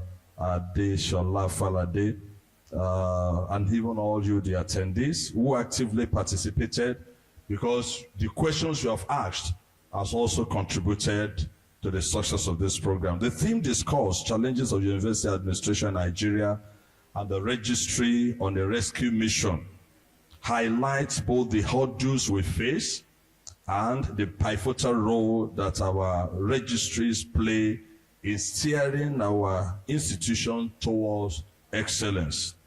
It is clear that while challenges persist, they also present opportunities for innovation, for collaboration, as we have been told, and unwavering commitment.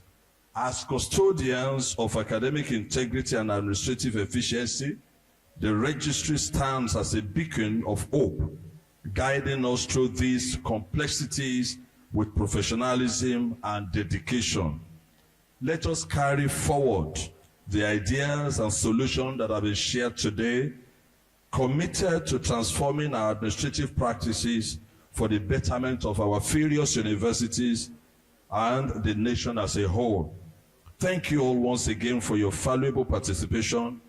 Together, we can navigate the challenges and harness the opportunities for a brighter future in higher education administration in Nigeria and even beyond. I want to wish you safe travels back to your various destinations, and I wish you God guidance, and may the Lord bless you as you go. Thank you so much.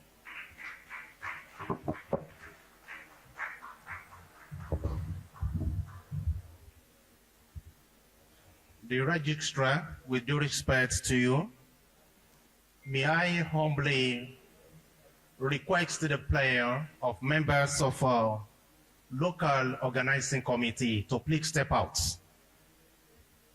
and join me on the podium.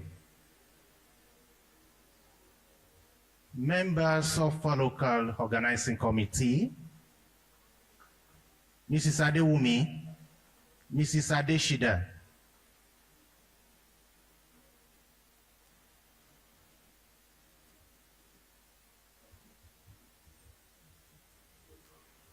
Mr. Hedisi, Mr. Miraibu.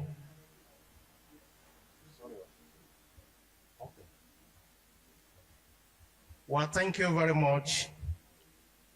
On behalf of the local organizing committee of the First Registry Annual Lecture of McPherson University, we indeed want to appreciate the management for giving us this great opportunity to pilot the affairs of this glorious moment, which is indeed a distinct memories. May I, before proceed further, according to some institutions in Nigeria, the University of Ibadan, they pride themselves as a premier university. Obafemi Awolowo University, they pride themselves as the most beautiful campus and Oba our universities. The University of Lagos, they pride themselves as the University of First Choice. While University of Benin, they pride themselves as University of Unibest. Why to the University of Ilorin, they referred to themselves as better by far. But I want to say, here in McPherson University, we are greater than all. A round of applause. Why are we so greater than them? It's not because of anything. Yes, we might be a late starter, but for the fact that we have been able to record a success here, we want to say we are outstanding. To this end, I want you to please continue to envy McPherson University. It is indeed a university of 21st century, and we are set in a matter of moments to this time to take the space and why other universities in Nigeria will continue to follow us. A round of applause for us. Mr. Registrar, I still want you to please permit me to sincerely recognize, sincerely appreciate the Vice Chancellor, the Deputy Vice Chancellor, the University Bossa, and the USA, the University Librarian, by extension the deans of our colleges, as well directors, indeed the first inaugural lecturer of this school. Of this university, and as well our colleagues from Box Tree, from Works, Health Center, and colleges. We want to say thank you very much for joining us. By extension as well, I have been given the mandate to equally appreciate the Covenant University, the Federal University of Technology, Akure. They join us online. Please, I want to say thank you, everybody. Mr. Adeoye, Mr. Fafila, Mr. Adu, Mr. Oluborode. I want to use you guys as a point of contact to other Futarians. Thank you very much for standing with us. Lagos State University, Ogun State University, ICT Polytechnic, Ewekoro, Itori, Owekoro, Ashivas University, and indeed, Mr. Registrar, sir, I want to tell you, sir, that we have about 40 online participants from different universities. It's a plus, and we'll continue to record sources. And someone from Ondo State Ministry of Health, Abimbola Oluwasomi joined us. I want to say thank you very much, madam. May the Lord continue to bless you. Indeed, I would like to as well appreciate the apostle in the temple of our justice, the chaplain of this university, Reverend Ibuomi. Mommy, thank you for coming here, and thank you for recognizing and indeed felicitating with us. May God continue to bless you. Professor Onibinde, the Director of Academic Planning, thank you very much. Indeed, Dr. Lawa, thank you very much. Yes, I know, it's doctor here. In a matter of moment, we will start addressing that. And the Dean Kokom, Dr. Hibiam, thank you very much. Dr. Falade, you are great, sir. Indeed, I would like to appreciate our beautiful mommy from Kolo, Acting Dean College of Law. Thank you very much, man. I want to believe you won't hesitate to admit me into your department by the time I apply. I will soon join you, man. Please expect me. Thank you very much. And indeed, the Director of Works, Engineer Komalafe, you are great. The registrar has asked me to sincerely appreciate a member of council, Mr. Howelu, though he's one of us, but he's our employer. Thank you very much. The deputy registrars, the principal assistant registrars, the senior assistant registrars, administrative officers, executive cadres, indeed the secretaries, all other members of staff that you are here. Thank you very much. Our matron, thank you very much. Our chief pharmacist, indeed you are great. Our staff from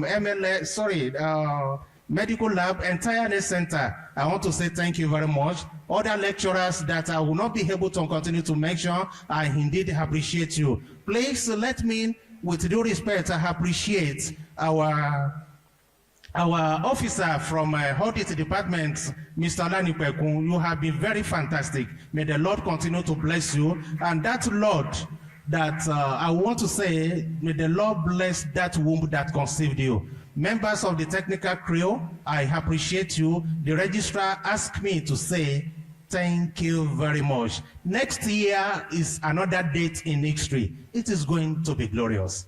Thanks for identifying with us. McPherson, it is a place to be, outstanding university. Thank you very much. You are all loved. You are welcome. Thank you, my Oga. We really appreciate everyone, and thank you once again. Rounding off this program, we are going to just give a little announcement, as we want to let some people that are online, that have registered, that they should know that they are going to get their documents online. They should just provide the email address, and if they need any questions, they can as well ask Mr. Additional Ayodich for their certificates and other documents. Also, visitors and guests from other universities in need of other logistic, going back, need information, you can ask any member of the registry with this logo and with this lapel. So they will just direct you on how to get back with ease. And we pray that all will get back home safely in Jesus' name. Also, the virtual attendees who join virtually will receive their certificate, like I mentioned the other time, and their material electronically. I want to thank you for coming on again. I will wish you Johnny Mercy. And finally, I would like to let all the registry staff please wait behind for further important assignment and information. Thank you all for coming. You're all warmly. Okay. Thank you very much. I forgot to appreciate gentlemen of the press. Please, that is my first constituency. And Adam Imogo from Ibadan, Punch and Tribune. Thank you very much.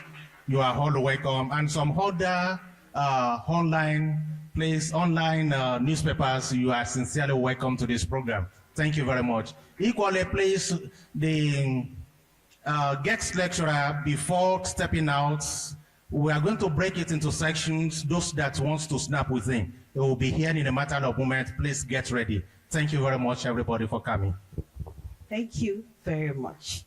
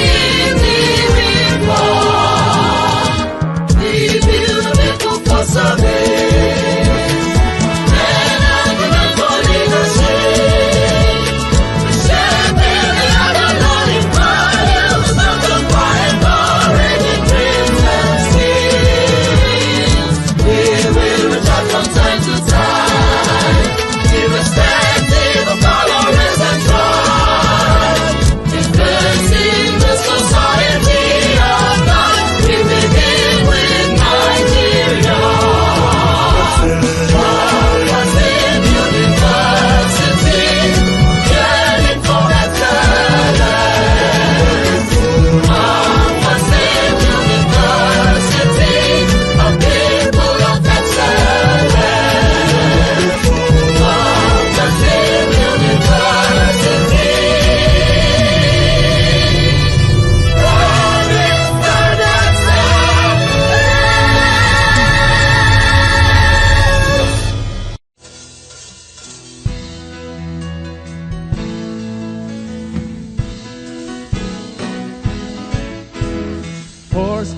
stand for the living word, for the word of God, telling to all the story of Jesus, stand of Jesus' wrath, man of sorrows and of grief, dying on the tree.